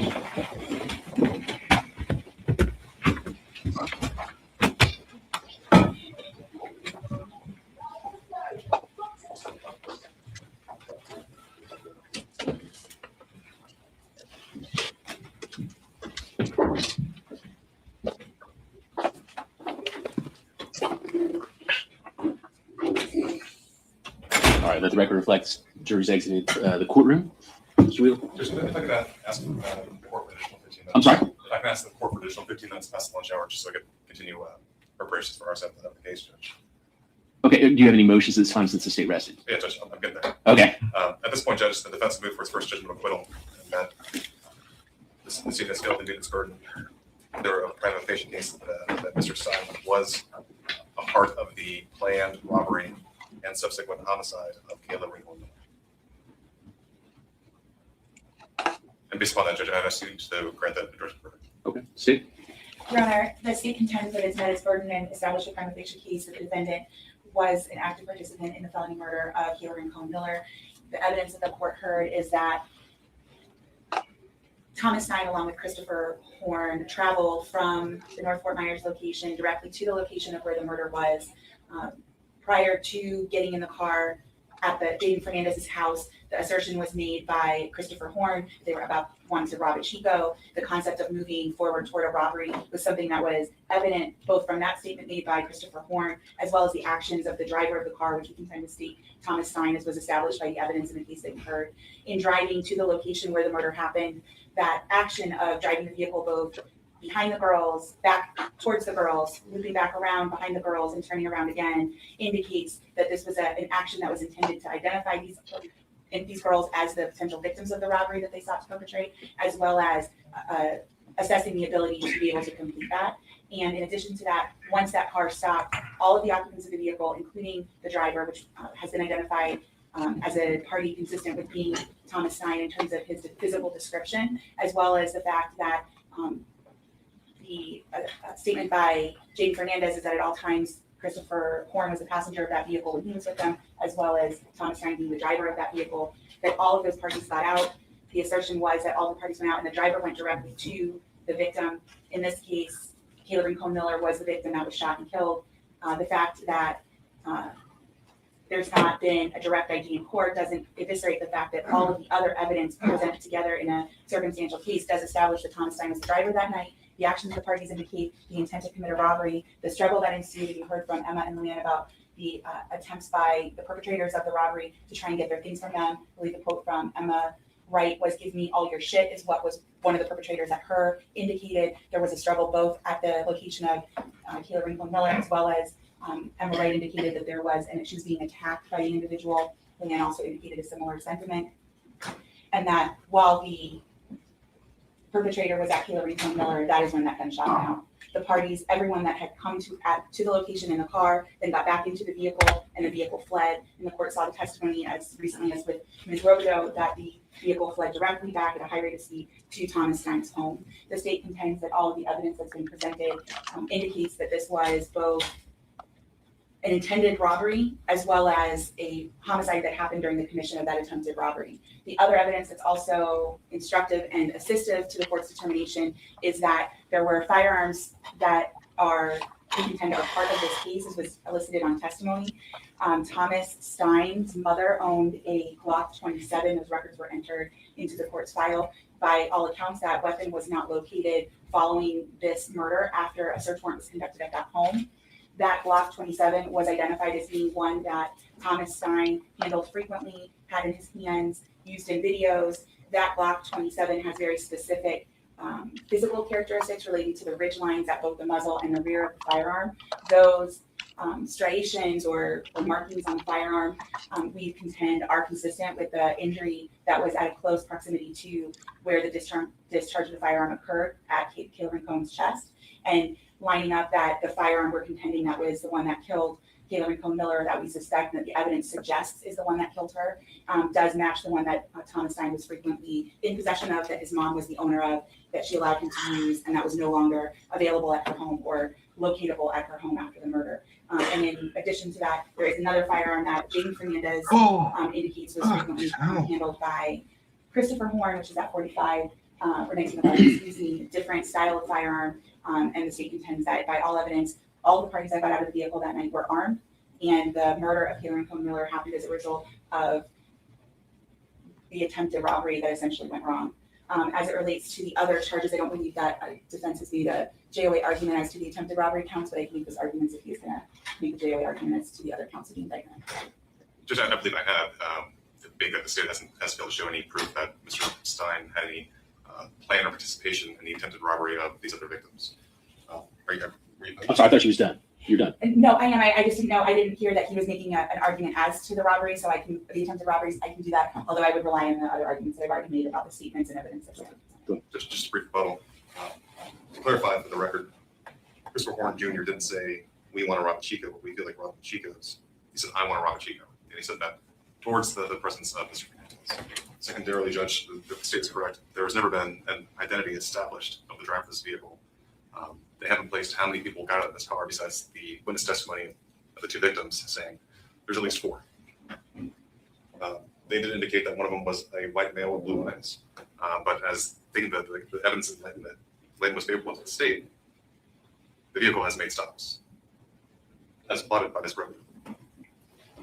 And Judge, respectfully, with all due respect to the state's evidence in reference to the firearm, and saying that a Glock 27 in particular is consistent with the markings found on the remains of Miss Rincon-Miller's body, it's junk science. That's the best way I can put it.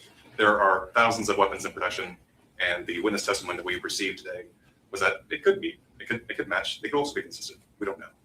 They just looked at one particular weapon, a Glock 27, and looked no further. Okay. All right. So I have listened to all the testimony in the trial, presided over the trial, listened to the testimony. I've listened to the arguments. I've reviewed all applicable case law, and I'm going to deny the motion for judgment of the court. What you said you needed an additional 15 minutes to get ready for your defense portion of the case. Is that correct? Right, Judge. I would ask for an hour, 15 minutes from what we heard today. Okay. Two things. One, have to have a conversation with Mr. Stein. And I'm sure you're aware and talk to your attorneys, but you have the ability and you have the decision to make whether you want to testify or not testify. No one can make that decision but you. Everybody can advise you whether you want to testify or not testify. But ultimately, that is a decision you alone get to make, whether you testify or not testify. No one can stop you from testifying if you want to get up there and testify. No one can make you get up there and testify if you don't want to. So I want to make sure you have an opportunity to discuss that decision with your attorneys over the lunch hour. And when we come back, I'll ask what your decision is, whether you want to testify or not testify. You understand that? Yes, sir. Okay. And then in terms of proceeding further, does the defense anticipate, other than potentially Mr. Stein or not, any other witnesses? Essentially one judge. Okay. All right. Do we need to keep the person here? So they can keep them here, though. Is that, would you want me to have them do that? Yes, Judge. Okay. Very well. Then we will, 12:20 now. So the jurors come back at 12:15. 1:15, I'm sorry. So, but you want to start at 1:35, correct? As much time as the court will give, Judge. 1:35. Okay. That's 15 more minutes and we release. So we'll see you at 1:35. Okay, so what we're going to do now, as you know, right, put your seatbelts on, strap it in, or strap it on, whichever one you prefer. We're going to close this and we're going to zoom straight over to the other one, play that, and then come back on this one. Thank you, Sarah P. I hope to see some of you over there. So with that, I'm going to close it and come back in about an hour and a quarter back to this one. See you over there in a couple of minutes. Well, no one.